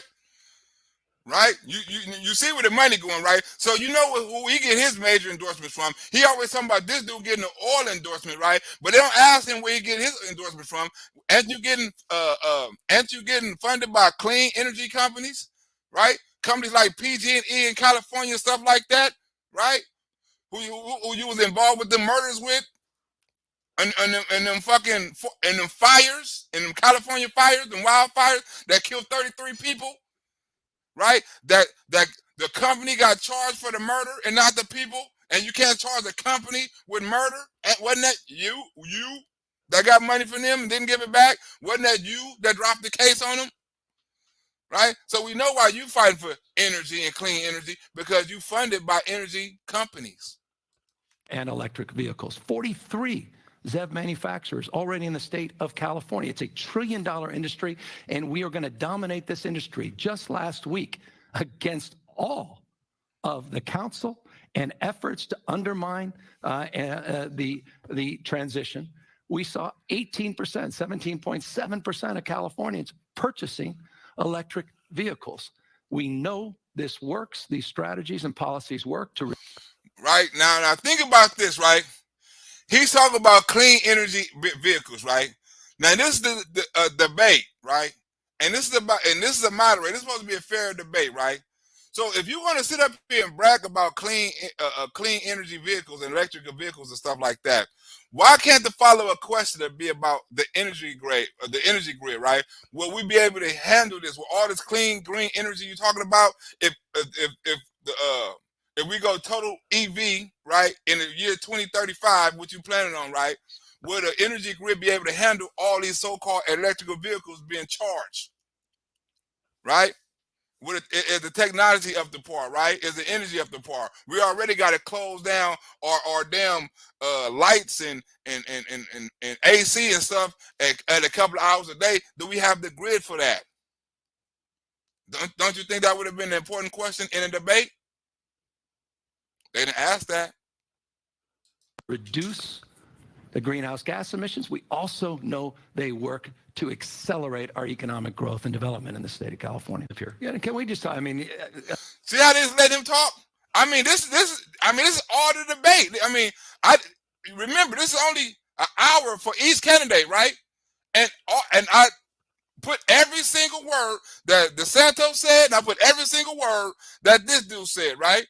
And this is the effect you get. You get him get these long periods of time to talk about clean energy, his policies, while everybody sit up there and look and don't say shit. You see him?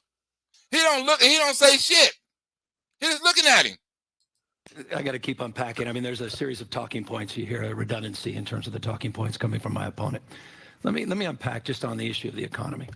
California has no peers. The state of California grew at 7.8% GDP last year, outperformed the United States, which was at 5.7%. We created 569,000 jobs since 2019. And just this week, my opponent won't bring it up, I will. Once again, the lowest recorded unemployment in California history. Yes, we had a $101.4 billion operating surplus. Think about this. We had a $101 billion operating surplus, right? So he's saying, right, we had a lot of money and a lot of money to so-called throw around.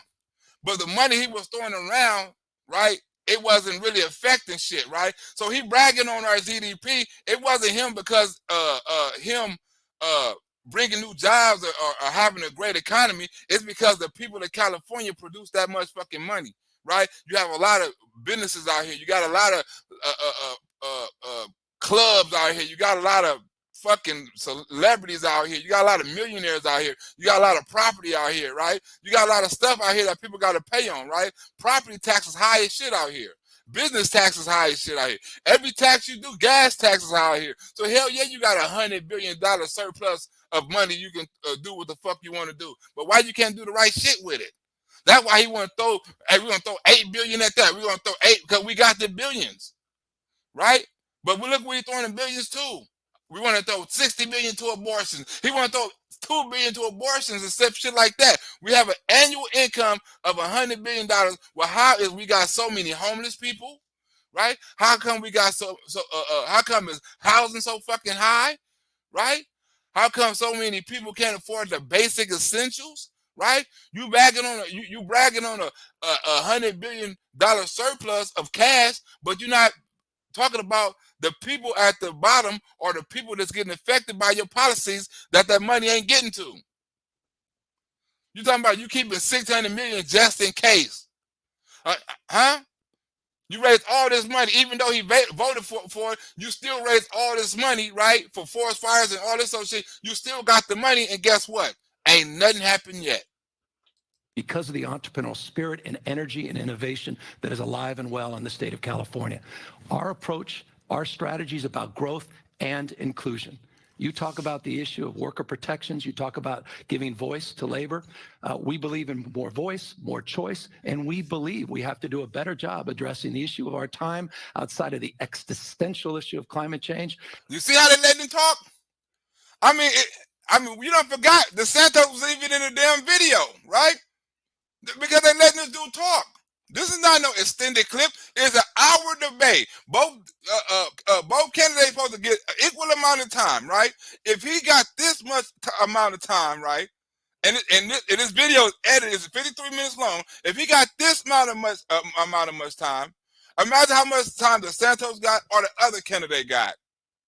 It wasn't a debate. It was an interview. And that is the wealth and income gaps in this state. In fact, this year, we did something no other jurisdiction in America. Look at him. He's still talking.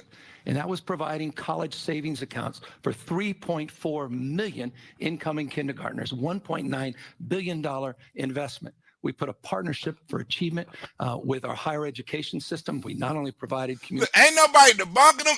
Ain't nobody fact checking him. They just letting him talk. All this shit is lies. Community college for free. We now have new attainment goals, and we're lowering the cost of tuition and attendance in our higher education system, from community college to the CSUs, the UCs, to K through 12 education. Look at him. He just run away with the whole conversation. Like, can you? Is it a bell thing? Is it a time limit? Bing. Can somebody else say something? Bing. System. We are on the precipice of order of magnitude reform. Again, not one of these efforts were supported by my opponent. Well, I blame you for not having one imaginative idea except those that were promoted by people like Betsy DeVos, and vouchers and privatization of our public education system, ending public education as we know it. That's what you've promoted. That's what you're for. Look at him. You've identified He problems. We've been consistent identifying solutions Look at and this. strategies. Well, I think the case on Prop 1 is crystal clear, and the contrast with my opponent couldn't be more crystal clear. He does not support reproductive freedom, does not support reproductive choice, regardless. Okay, now we finna get to DeSantis. Now we finally get to another topic where I can line this shit up, right? Now we finna get to some more DeSantis, right? Because now they're talking about pro-choice and pro-life and stuff like that, right? Now DeSantis can get back in. Somebody else can have a conversation. Because Galvin Newsome just took over the whole fucking show. Regardless of rape, regardless of incest. He's contributed $20,000 to defeat Proposition 1. I work with legislative leaders to get Proposition 1 on the ballot. It's foundational to core values of the state of California, and something that I enthusiastically support. This question comes from Wayne in Stewart. In your opinion, after what week of pregnancy should abortion be banned? Governor. With respect, you're not pro-life, you're pro-government mandated birth. Well, I was thinking back in the aftermath of this to a poor woman over 40 years ago in Jamaica, and she found herself pregnant, didn't think there'd be much opportunity to have a child, was urged to abort the baby, went to get the abortion, and for whatever reason, and maybe we can't explain, that didn't end up happening, and she ended up having the baby. And I think about that because a few months ago, I appointed her daughter to be the first Jamaican American justice in the history of the Florida Supreme Court. Governor Newsome can't say no shit like that. All the experience he got with babies is dead babies. He can't say no shit like that. He like, ain't no people that was raised up and their mother or their daughter was a Supreme Court justice and no shit like that, right? All the babies Gavin Newsom can talk about is dead babies. If you were pro-life, you would support our efforts to provide support for child care and preschool and prenatal programs. You've consistently opposed those programs. I just think we're better when everybody counts. I understand not everyone's going to be born in perfect circumstances, but I would like to see everybody have a shot. I'm proud of the 15 weeks that we did. I know Charlie Crist opposes that. We believe in reproductive freedom. We believe in reproductive care. California's values are well established in statute. We want to codify them under Prop 1 in the Constitution. That's a damn lie. They don't believe in no reproductive care, right? It ain't really no reproductive. They give you food stamps, right? They don't give you no job training, right? Because reproductive care, right? That means caring for something you reproduce, right? Or produce, right? And if you caring for that baby, you want to get that baby a opportunity, right? You don't give that baby no food stamps, right? No Section 8 and no county check and say stay here and don't improve on your life, right? If you do, we're gonna take your benefits, right? That's not child care or whatever the fuck you talking about, right? And you talking about prenatal care. California got way more Planned Parenthood than they got places where you can keep your baby. Way more. They got a damn near Planned Parenthood on every corner. The skies the Planned Parenthood and shit like that. Google it up. Planned Parenthood in every damn corner of LA. Even though the baby is fully formed, has a heartbeat, can feel pain, and can suck their thumb, he also supports sex-selective abortions, which is used to discriminate against little girls. I was proud to support and promote a budget of $200 million to reduce copays and access to reproductive care. You hear that? $200 million. He's throwing money at everything, right? I mean, when you're going to vote somebody as your president, you're going to vote somebody who spends money or somebody who saves money, right?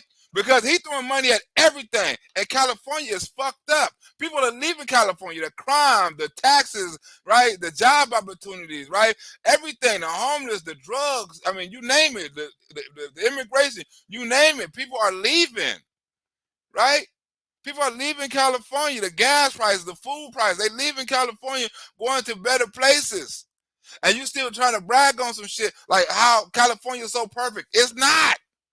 But you want to throw millions of dollars at everything. I'm going to throw millions at this. I'm going to throw millions at this. 200 million over here. 200 million over there. Look how much money like the California produce, and look how much money they spend, and look at the production and the results we got.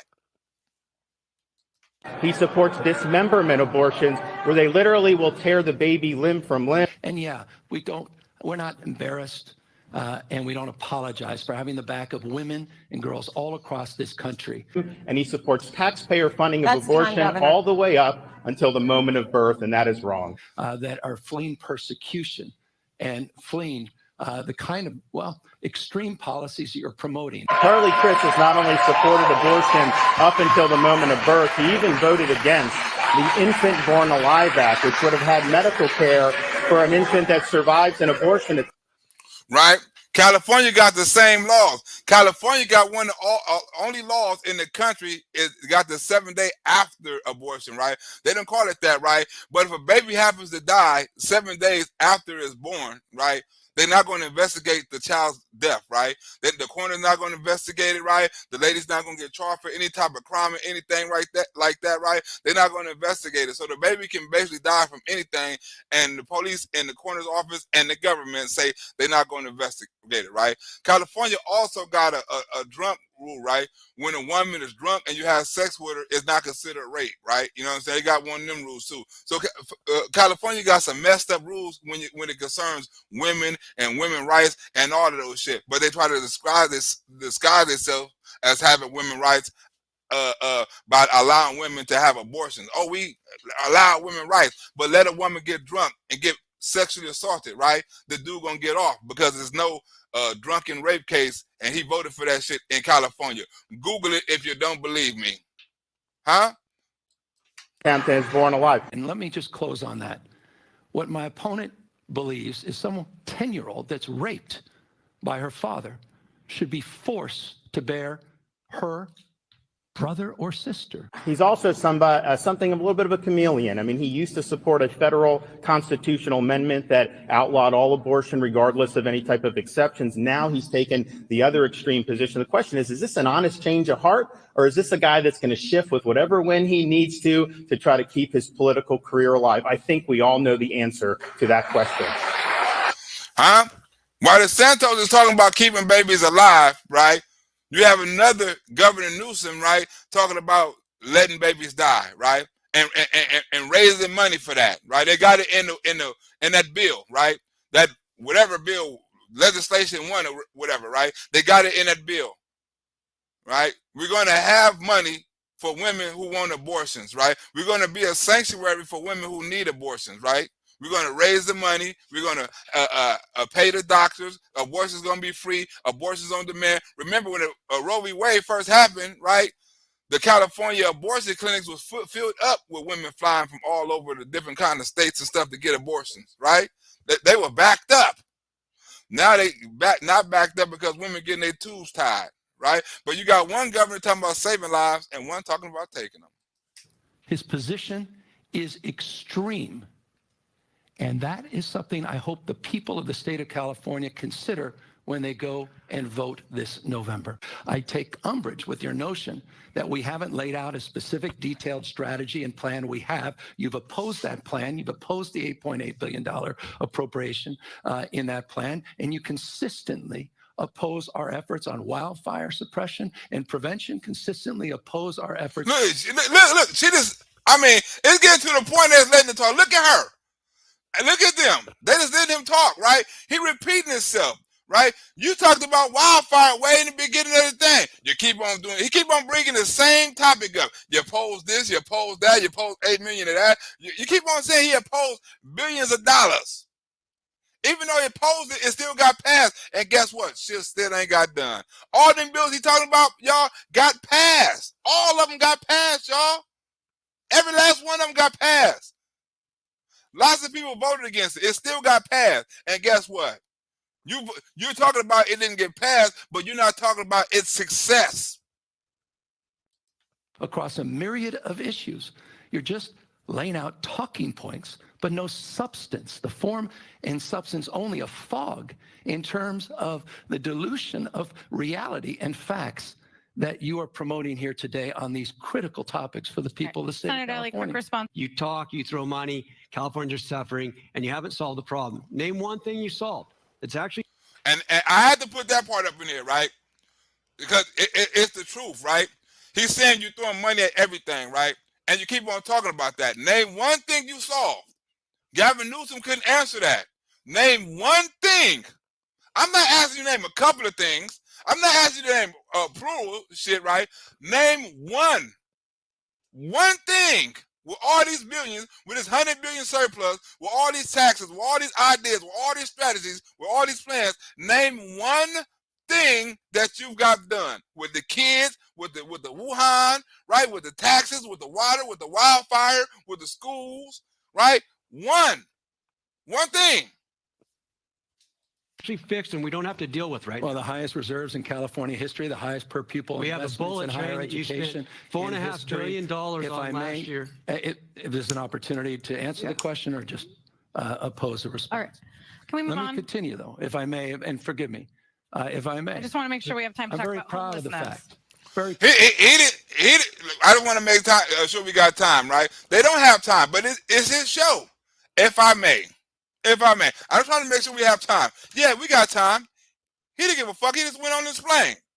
very proud of the fact the state of California is providing free meals for those that are food insecure in the state of California against his opposition. Very proud of the fact we became the first state in American history to provide universal health access. First state in American history, despite his opposition. Very proud of the fact we have the highest reserves, paying down pension obligations. Very proud of the fact we have one of the fastest growing economies in America. Proud of the fact we have a wildfire force resilience strategy and a drought strategy. Very proud of the fact we have real concrete plans on issues of homelessness and housing. Well, let's talk about But that wasn't no plan. That wasn't nothing you had accomplished. Homeless not accomplished. The forest not accomplished, right? You got all this money for none of that. I'm proud of the plan. I'm proud of the strategy. I'm proud of the reserves, right? Name something you got accomplished where we don't have to worry about no more. Even if you said one of them was accomplished, we still got to worry about each and every last one of them. Huh? Ain't none of them going away forever. Ain't none of them solved, right? Even if you said you made them better, which you didn't, ain't none of them solved. That wasn't the question. Name something you saw. DeSantis named the gang of shit. Name something, one thing you solved that we don't have to worry about as Californians ever again. Ever again. Education. And Mr. Daly, on all of these, you've consistently opposed those efforts. All right, I want to push you on homelessness. It is fair to say that the state has done more to address it in the last 4 years than potentially ever before. You hear that? You hear that? They're going to give a good stat before they get a bad stat, right? You done more for homeless, and evidently homeless is, I mean, you've been doing, it's been better than it ever been before. Well, and she going to follow that up and say, but homeless has got worse. That don't make sense then. If it's got better than before, how the hell did it get worse? That's a double economy or some shit. And yet, the visible issues of encampments and homelessness and street behavior and drug use appears to be worse than ever in many places around the. Well, how it got better? You just said it got better. How it got worse than ever? It got better and it got worse than ever. You've been doing more, or it's been getting better, but then it's got worse. It don't make no sense. State. Drug smuggling is another consequence, and an The closest comparison I can come up with the border on Governor Newsome, right, was drugs and homelessness, right? Because remember, they don't ask Governor Newsome about the about the border situation, which I thought would have been a good question, right? So it's still drugs, right? You got the homelessness on drugs, right? And you also got the border on drugs, right? So excuse me, even though he don't say nothing about the border, he says something about drugs in the homeless situation. So you got Governor DeSantis.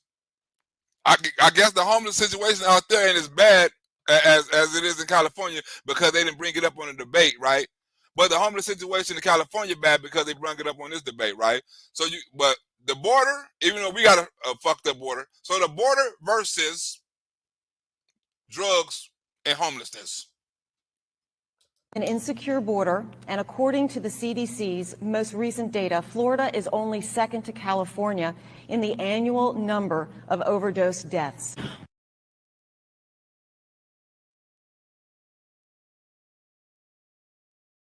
But second to California, second, that means we number one, right? So why they don't ask him, if we number one, right, in fentanyl deaths, why they don't ask the so-called person that's going to be running for president, why they don't ask him, or trying to run for governor, why they don't ask him, hey, what about the fentanyl deaths? We number one in fentanyl deaths. Do you have anything to say about that? They don't ask him about the border. They don't ask him about fentanyl. They don't ask him about certain things in this debate that's important to California, right? But he get water and fire questions. They don't answer no Wuhan questions, right? They don't ask the questions about the kids, right? They ask his record on the past on the Wuhan. They don't ask him none of that. But you're gonna get this softball ass question about water and fire. Now we finna give you this softball ass questions about homelessness, right?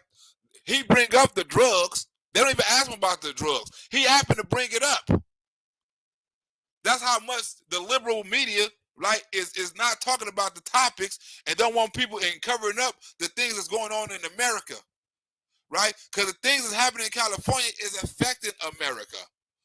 The drug epidemic is affecting America. The water epidemic is affecting America, right? The Wuhan epidemic was affecting America. Is this not affecting California? Right? When you shut down California, you shut down a big piece of the economy. And Galvin Newsome is good at that. Shutting down California. I mean, look how many his ass got recalled twice. Think about about this. California tried to recall. He just beat a damn recall. How in the hell he's doing good for the California, and he's talking about he done all this old good stuff, and evidently the people don't see it because he just got his ass recalled. He gonna win this because it's more liberal, but he damn near lost to Larry Elder. He almost got his ass recalled twice. What do you say to voters who feel like this is not getting better? Well, hold on. Why They're right. The hell the volume? Why the volume ain't playing? I can't hear the volume. I can't hear the volume. It's an outrage. It's unconscionable what's happening on the streets and sidewalks. That's why we're requiring accountability plans. I have 75 accountability plans. What will you do as governor over the next 4 years to protect Floridians and their families from drugs, addiction, and the crime that comes with it? We're not going to hand out any money any longer. Local governments can't produce real results. We're not going to hand out any money any longer. Did you hear them? Handouts. We're not going to hand out any money any longer, right? Because they just throwing money at the problem. But now but remember, this is a state that gave out free crack pipes, free smoking kits. Remember, they got free.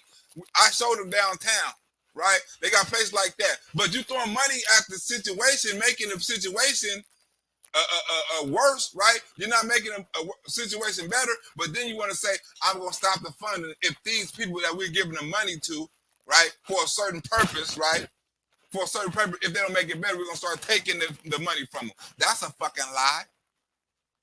That's a lie. That's the solution. If the company, if they don't start doing right, we're going to start taking the money from them. The handouts. Governor. First, let me tell you what we have done. And we've done 500,000 doses of Narcan to first responders, which have saved a lot of lives. We also created a CORE program, Coordinated Opioid Recovery. And basically, we're trying to get people who are addicted to have stabilization in their life. We patterned it after a program in Palm Beach. We now have 12 of these addiction stabilization centers around the state of Florida.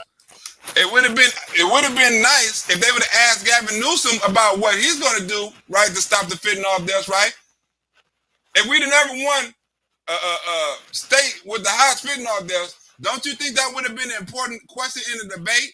What are you going to do to stop the death of the of young men and young women aged of 18 to 35, the leading cause of it? What are you going to do to stop that? Don't you think that would have been an important question in a debate for somebody who's trying to run for governor or president? We provided them $750 million in encampment grants to address the issue of encampments. We're providing them new tools with the care court to address the vexing issues of mental health. Of course, my opponent opposed the funding. And then I signed legislation raising the penalties for people who are trafficking fentanyl and fentanyl analogs. If you're trafficking that garbage, that poison, you are killing people in our state, and we are going to treat you like the murderer that you are. For care court. We provided them unprecedented strategies, home key and... You see that? Why you got somebody who's talking about what they doing for the overdoses and the fentanyl deaths and stuff like that, and how they going to try to help with the border situation. You got this dude talking about homeless situation. Something he threw money at is out of control. You see the softball ass questions, right? They're asking Governor Desantis something that's about murder and affecting lives. They talking about the homeless situation. And what you gonna do? Well, I threw money at the homeless situation and it's not working, but this is our plan and this is our strategy. Moving on when we get some more money.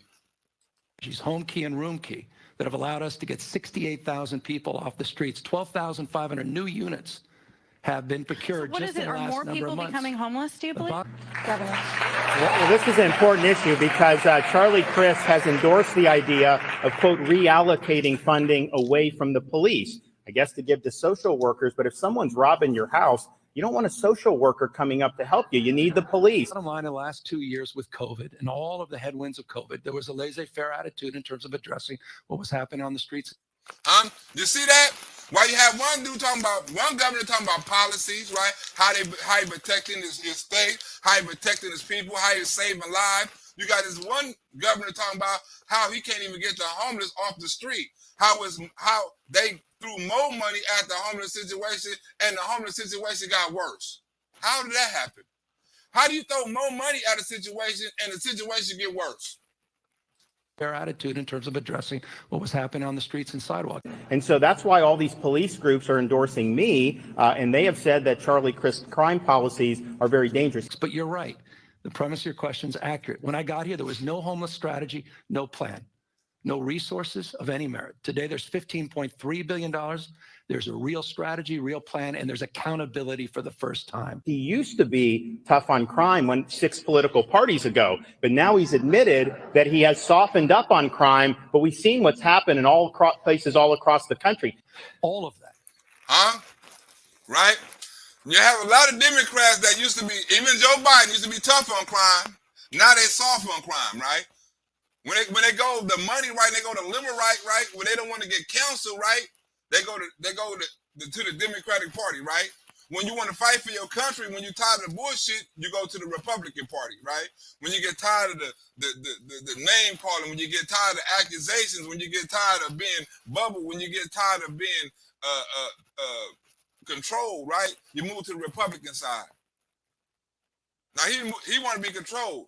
That's why he moved to the Democratic side, right? He left the Republican side. In all places all across the country. All of that opposed by my opponent consistently, nowhere to be found. His entire policy for homelessness is some illusory policy of, well, we'll just do an audit.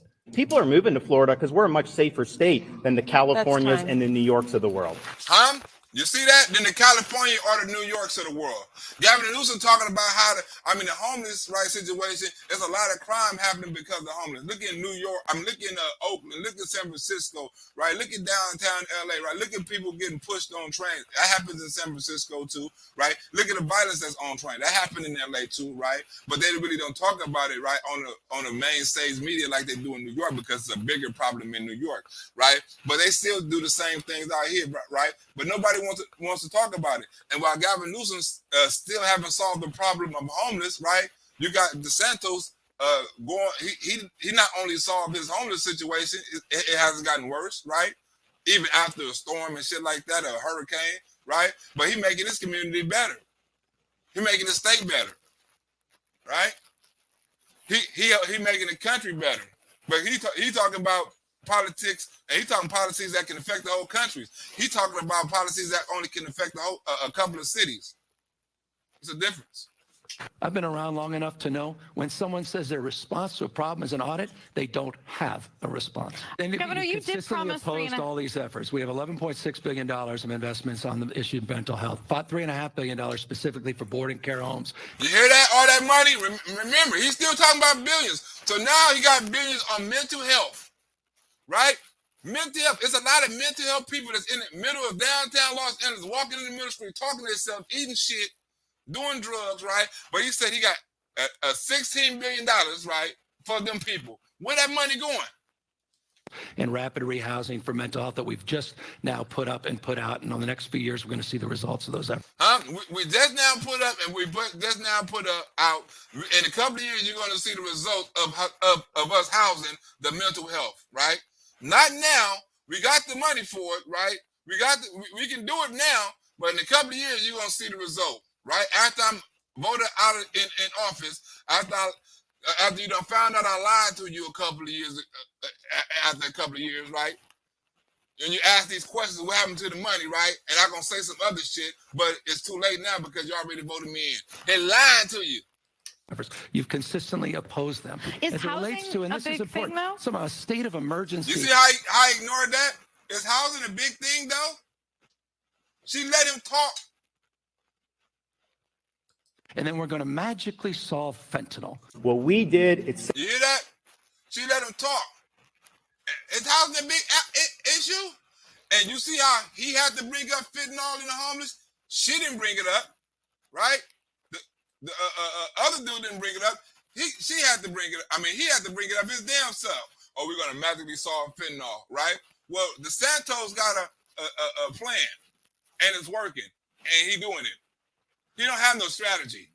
It's sad that it comes to this, but what we did put this issue front and center. I think we need to reinstitute Remain in Mexico, and I think we need to secure the border because the fentanyl is absolutely out of control. That's what my opponent just said. Somehow magically it will disappear on the basis of a state of emergency, that somehow he will adopt a secret strategy that somehow will absolve any deep accountability for the fact he's consistently opposed our efforts to address fentanyl. Gentlemen. He addressed everything, right? He consistently, that's all he say. He consistently opposed. He voted against it. He voted against that. He consistently opposed, right? But he don't get asked the tough questions about fentanyl. Gentlemen, illegal immigration continues to make headlines from our southern border to the shores of our state. Governor, your administration recently used state funds to transport migrants from Texas to Martha's Vineyard. Why? And do you believe that was an effective use of taxpayer money? Let me be more specific. What did you oppose the budget that we just advanced of $7.9 million in the Department of Justice for 25 new people to create a new criminal investigations unit. Governor? Well, you say you're for the secure border, but this is all happening under the Biden administration and the policies that Charlie Crist supports. You opposed the National Guard, of which we have 100 National Guard on the border addressing fentanyl. And you know what? You should know this. You're unaware of this. 14,000 pounds of fentanyl we've gotten off the street, 238 search warrants that we provided in the last year. It's an 238% increase over the previous years because of our efforts. We've had that's because there's more fentanyl coming over here. How is it more busts, right? And it's more deaths and more overdoses, right? And more seizures, right? That means there's more fentanyl coming up. That means you have an opportunity to catch more, right? It's not that it's because if you was catching more and you was actually putting the dent in the fentanyl situation, we wouldn't be number one in fentanyl deaths. The numbers don't add up. That's basically the math, right? But the moderator don't ask that question or do a follow-up, so we wouldn't know.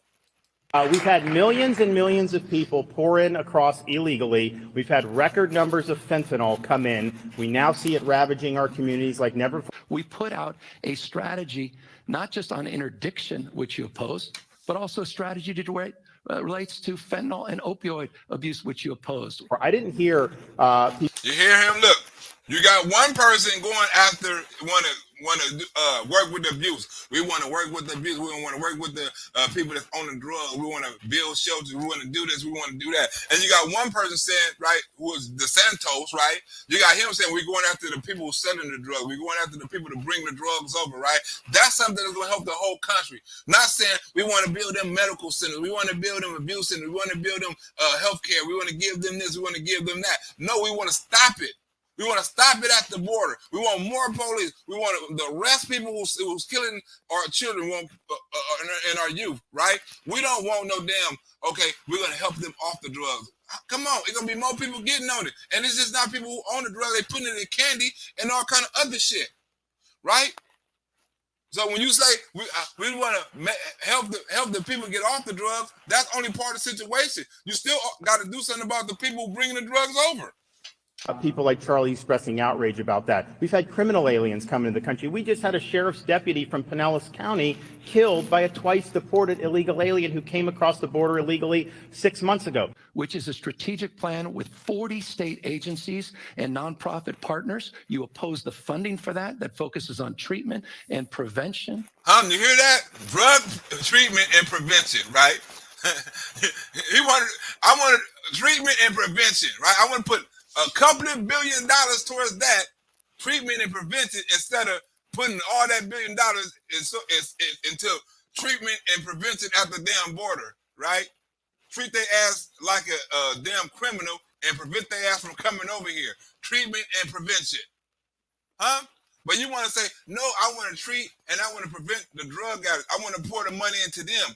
Which means, right, they can relapse or whatever, and all that money you spend went out the damn door, right? Because it's going to be a percentage of recidivism, right? Of people returning to the street, where they feel comfortable, or something go bad in their life or something like that, they're going to return to the same drug, return to the same community. So that's putting a Band-Aid on the problem. Because what happened to all that room key shit? When you was giving the same homeless people, right, you're talking about right now, giving them treatment, right? You put them in rooms, and you tell them they can't do this and they can't do that. And you give them an opportunity to do better, and guess what? They was robbing, raping, stealing, doing all kinds of shit. Motels losing their contract, people moving out of the motel room because they got crackheads up in there and $1 million rooms and shit like that. So people didn't want to spend their money up there and shit like that, right?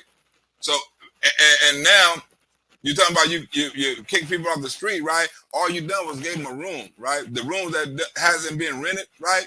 At a certain amount of time, right?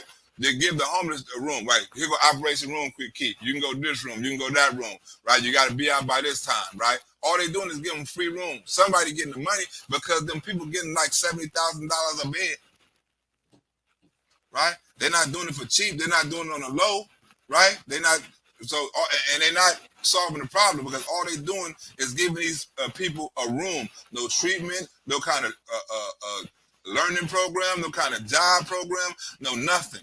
Right? Just a room. You leave at this time and you come back at this time. You know what I'm saying? We don't drug test you. We don't check what you bring in. I mean, be people up in there partying and smoking and bringing hoes up in there, having sex with them all night. You know what I'm saying? Free of taxpayer money. Right? Certain people playing like they're homeless and stuff, and they get the room key, right? Hey, man, I'm homeless. Can I get the Operation Room Key? Yeah, you're homeless. Just say you're homeless, right? And people using that shit to become a trap house, right? So people doing all kind of shit and misusing the Operation Room Key because they want to say we want to get people off the street. So if you apply for homeless, even though you probably had a house, right? You apply for homeless because you want to get an EBT card, right? You want to get the hot foods program. You apply for homeless, right? When them programs come up, you can go apply for them programs and say, hey, man, I'm homeless. Even though you're probably staying with your baby mama or staying with your homeboy, or you probably had a little spot, you probably wasn't paying your name on there, or you probably renting a motel room out or something like that, and they give you an opportunity to get a free room.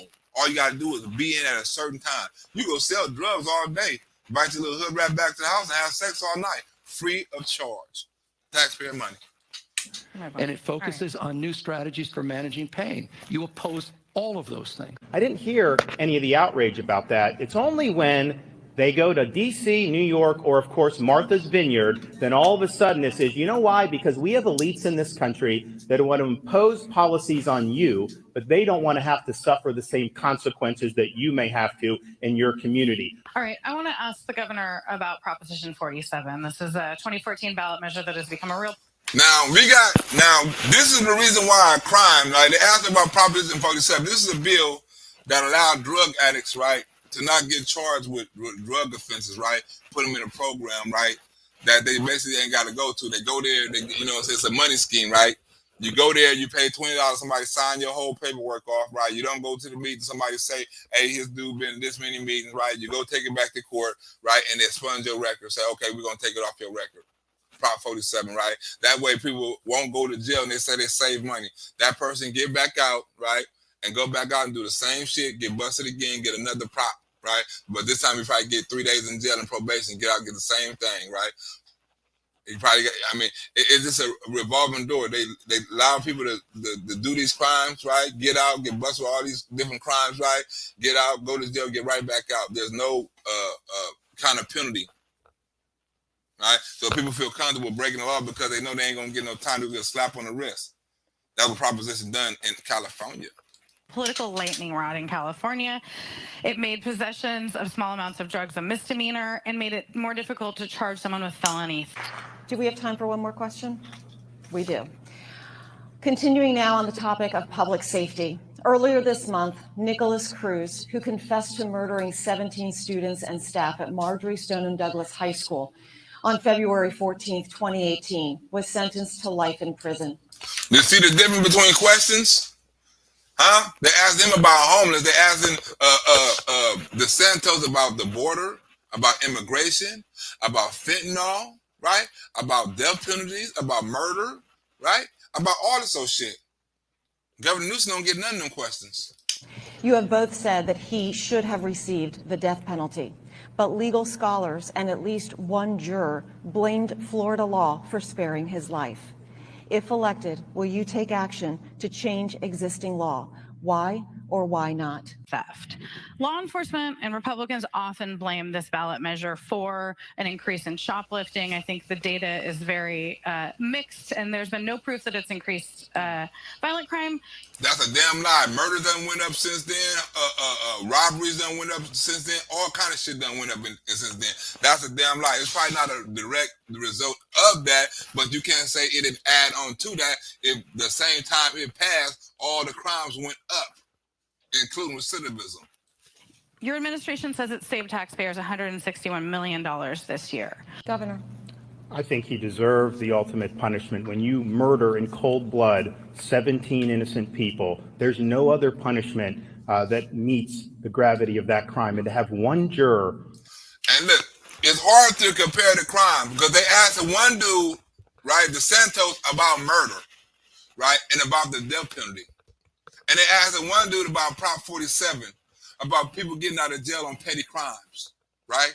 You see the difference of questioning? We're going to ask you about murder and capital punishment, and we're going to ask him about crack pipes and people sleeping in tents. Hold out on that was a travesty. I wonder if you have any regrets about supporting Prop 47 or support any changes to it. No, the narratives don't fit the facts. We're average in terms of that felony threshold. There's 30 states with a 950, 30 states that have the same or higher threshold. So yes, I'm going to ask the Florida legislature to amend that statute so that one juror doesn't have veto power over appropriate punishment. But I'll tell you this, when that happened, I wasn't governor yet. It was the year before, but I became friends with a lot of the families, people like Andy Pollack, Ryan Petty. No one was being held accountable for anything that was going on there. I came into office my first week. We suspended the sheriff of Broward County for the ineptitude that was displayed. We called a special grand jury, statewide grand jury, to look into the failures of the school district and other school security failures. That report came back. We've instituted great reforms. We've done $750 million for school security, and I was able to suspend 4 school board members that the grand jury had said were derelict in the performance of their duties. Did you hear all that shit he done? Did you hear all that shit he done? You see all that shit he done to make the school safe, right? To do things for the security and the comfort of the community, right? For the parents. He didn't do stuff for the government. He done stuff for the parents and the community and the state, right? And he not a government puppet, right? But you got this other dude, right? And Governor Newsome, right? He can't even solve the poor little stealing situation. Or I saved $161 million by not arresting people with crack pipe. Look at the money I saved. Damn the crime. I saved us money. I saved us $161 million, even though you're going to have to spend $200 million in property damage, right? I saved us $161 million in property, in taxes. Brought accountability for those families when no one else would. I mean, the reality at the end of the day, they've used it as a scapegoat, to excuse their, They pose all of these criminal justice reform efforts. Look, I think that this is a very important issue for our country. Prosecutors aren't above the law. They don't have the right to veto duly enacted statutes. I know Charlie Crist supports prosecutors like LA and Manhattan that are basically ignoring the law, and crime is spiking in those areas. I disagree with that. He's consistently opposed all of these reform efforts. We believe in common sense criminal justice reform. Everything is common sense. Common sense. This common sense that we believe in. What is common sense? They still ain't told us what common sense is. I want a definition of common sense reform. We believe in common sense justice reform. We believe in common sense climate change. We believe in common sense school reform. We believe in common sense everything. What is common sense? The reality is he also opposed our crime reduction plan, $758 million investment that, by the way, included 1,000 new CHP officers, which you opposed. I think in Florida, you can't be a law unto yourself as a prosecutor. Duly enacted statutes must be enforced, and we will be much safer as a result of that. So I acted appropriately, and I would do it again. $55 million to address their wellness in mental health, which you opposed. Right? Did you see where the money is going, right? We want $55 million to address wellness and mental health. Right? We want to make sure they ain't crazy, right? So we're going to put all that money and hire all these so-called specialists and psychiatrists to see if these doctors, these police officers okay. The police don't want to go through that shit, right? I'm supposed to be out here busting criminals and stuff like that and stopping crime and stuff like that. And all of a sudden you want me to take a fitness and wellness test? Didn't I take one to get on this job? Now I got to go through one every year. Right? But that's another, we're going to save the money and that's another thing that was for to do, right? We got all this money that we raised because, remember, just because dude voted against it, the bill still passed, right? All these bills he's talking about, they still passed. They got the money for that, for the CHP officers, right? They just ain't done nothing with it. Ain't nobody wanting to be no police officer in California. It's a shortage. So they got the money for it, supposedly, right? But they ain't spent it yet. $200 million for crime prevention, evidence-based crime prevention plans and strategies, or rather grants. Crime prevention plans and strategies. $200 million. For strategies, which you oppose. We've put out detailed strategies to address this issue. And this issue remains a vexing issue, but Prop 47 is not the culprit. It's not the reason why we have seen an increase in crime in this state and or in this country. And as you know, when it comes to the murder rate, 8 of the top 10 states with the highest murder rates are Republican-led state, 40% higher per. Is this got to be a warm-up debate for the presidential debate, because look how long he get the opportunity to talk. Look at the topics in the conversation he get the control. Right? This is an interview. This is a warm-up. This is not even a real debate. Capital rates in the states that Donald Trump won. This is an issue that has no political jurisdiction. The realities are real. We need to own up to those realities. We put out strategies and plans, but I'm not going to use the tried and true strategies of the far right to scapegoat a reform that cannot directly be connected to these trends. You see that? All that time, just to say, I don't think the bill is connected to the crime. Right here, it took him 10 minutes to say that shit. I don't think the bill is connected to the crime, and that's a Republican talking point. But he didn't want to admit all the crime and all the recidivism, right? And all the businesses closed down like Starbucks and Walgreens because of Prop 47. It's a Starbucks just closed down last week because of Prop 47, because they couldn't control the crackheads coming up there stealing and sleeping up in there and pissing up in there and and building tents outside. They couldn't control that shit. They couldn't control the homeless. So they shut down. And then when a once-in-a-century pandemic hit, I led based on facts, not based on fear. I lifted you up while some like Charlie Crist wanted to lock you down. Governor, in 2020, you emphatically supported and signed a bill to create a reparations task force. Governor? He didn't quite acknowledge. He called for harsh lockdowns in July of 2020. And if that had happened in this state, it would have destroyed the state of Florida. Our hospitality and tourism industry, which has thrived, would have gone into disrepair. And the education system would have went into repair, right? I wish they would have asked Governor Newsome about anything about COVID, anything about lockdown, anything about the effects, right? Anything, right? And Governor Newsome wasn't going to bring up the effects. He wasn't going to bring up how far we was down in reading and math and stuff like that. He wasn't going to bring up them stats. He was like, I'm going to throw money at tutors, and I'm going to throw money at after-school programs. I'm going to throw money at more teachers. I'm going to throw money at this. I'm going to throw money at unions. But he didn't say how he was going to make the education better. He said he's going to throw money at everything. Will you support their recommendations, including monetary payments, when the task force finishes? No, I want to see the recommendation. Right, because in California, right, you got certain families, right, they just passed the bill. Right, he already passed the reparations, right? Certain families just get $1,000 a month for I think 3 years or something like that, right? They done the first 1,000, they fit to do another 1,000, right? They'll keep on doing families, right? And they'll give people $1,000 a month just because they can do anything with the money or anything. You know what I'm saying? They can buy anything with it, right? There's no restrictions on anything, right? They already started that shit, right? I mean, there's no qualifications. I mean, anybody can get it, right? So when he say, oh, I'm going to do the study on it, you already done a study on it, and you already started giving people reparations.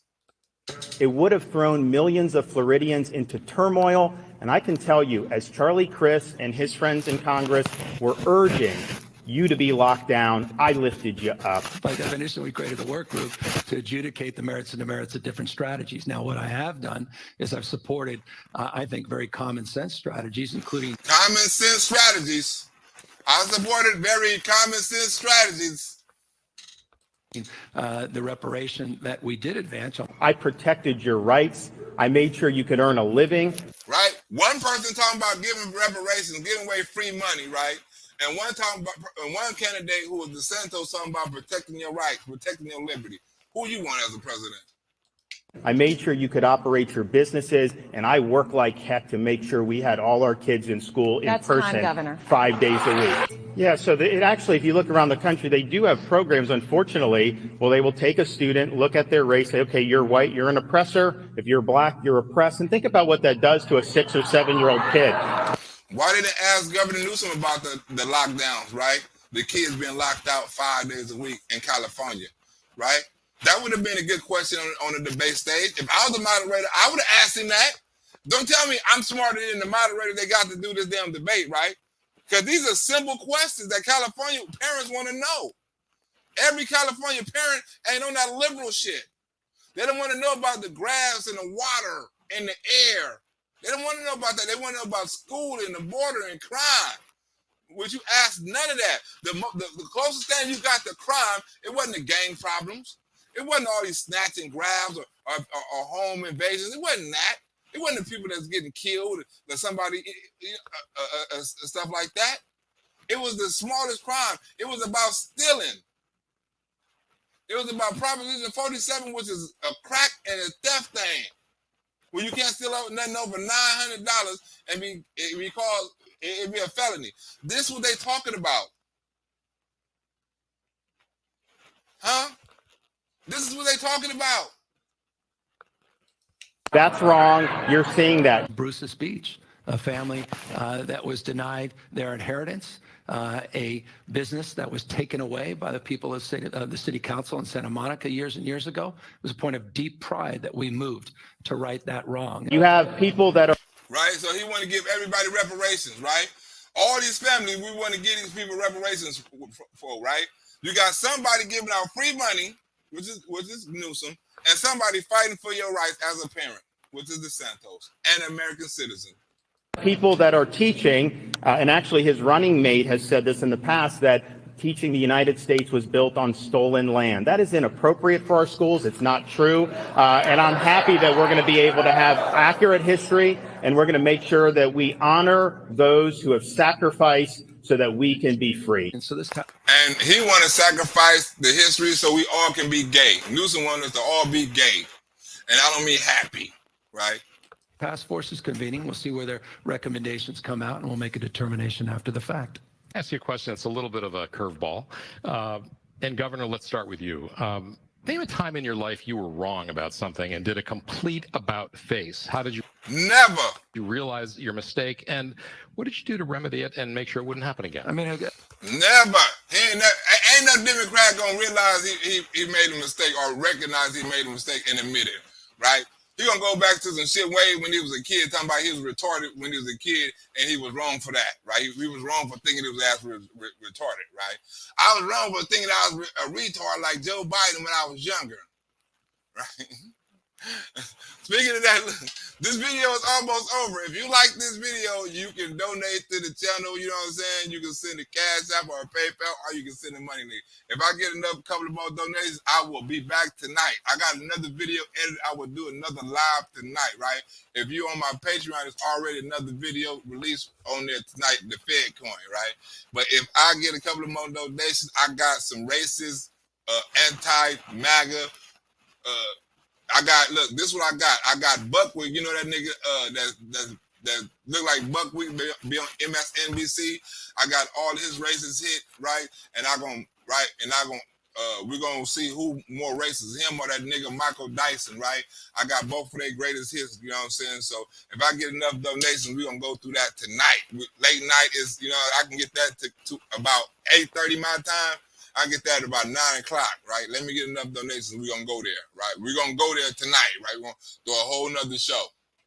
There's a myriad of issues where that's the case. Look, mistakes are a portal of discovery. I have a failure award in businesses I've started. One of the great prides of my life is starting a business right out of college, putting pen to paper and creating roughly 1,000 jobs at peak. That's not what he asked. He asked you what you was wrong with, stupid. One of the things I always encourage was initiative. Risk-taking, not recklessness. And if we make a mistake, we learn from that mistake and we try not to repeat it. Now, let me be specific. Over the course of my life, personally, professionally, in every way, shape, or form, I've been iterative. There are things that I asserted, that I learned from, that didn't turn out to be as clear as I had hoped, or consequences intended that turned out to actually produce the results as intended. So across... You see how this is supposed to be a closing thing, right? They asked him, what did you do wrong? They just let him talk. Like, we don't give a fuck about your business. What did you do wrong that you admitted that, you know what I'm saying? You was wrong on that you corrected and you learned from. Not a damn thing, but he finna say when he was a kid, he was retarded. Dozens of them. I'll tell you one of the perhaps most significant ones. I have a significant learning disability. I couldn't read or couldn't write. And I couldn't run a fucking country and couldn't run a fucking state either. I was doing speech therapy as a kid. I thought I was dumb. And I made the mistake of falling prey to that. Back of the classroom, not raising my hand, feeling other than, feeling lesser than. And that's why I don't like bullies. I don't like cruelty. I don't like people that humiliate other people. And I learned I wasn't that person. And I'll tell you, that's the most profound mistake I made early in my life. Oh, I was dumb and I hated bullies. It wasn't, wait. That was your fault that you thought you was dumb. That wasn't the bully fault. The bully didn't bully you into being dumb and thinking your ass was dumb. That's why I hate bullies, because I was dumb. I stood in the back of the class and I didn't want to answer questions. That's why I hate bullies. That had nothing to do with bullying. You didn't say you was getting your ass whooped or getting your lunch money took, which you probably was, right? But I was dumb. I thought I was dumb. You still is dumb. That I did not learn quickly enough that all of us are unique. All of us have a unique expression, and all of us deserve dignity and respect. And as a young child, I didn't fully embrace that or understand that, and that was because I was dumb. I was dumb. Now that was just a little preview, a little mock debate of what you got if it's a potential 2024, 2028, or whenever, you know what I'm saying, Desantis decides to run for president. This might be his opponent, right? Because neither one of these motherfuckers is going to be president in 2024. Neither one of these sons of bitches, Desantis or Newsome, neither one of these sons of bitches, right?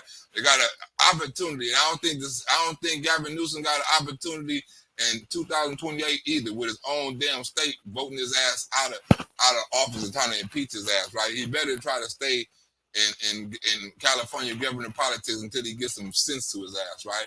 But they're gonna learn today when the whole damn Congress turn, when the whole damn Senate turn, when all that shit turn, they're gonna learn. They're gonna learn. Get your voting shit out. Get your voting shit out. But I'm about to end this video right now. You know what I'm saying? If y'all want another video, you know what I'm saying, all you gotta do is donate.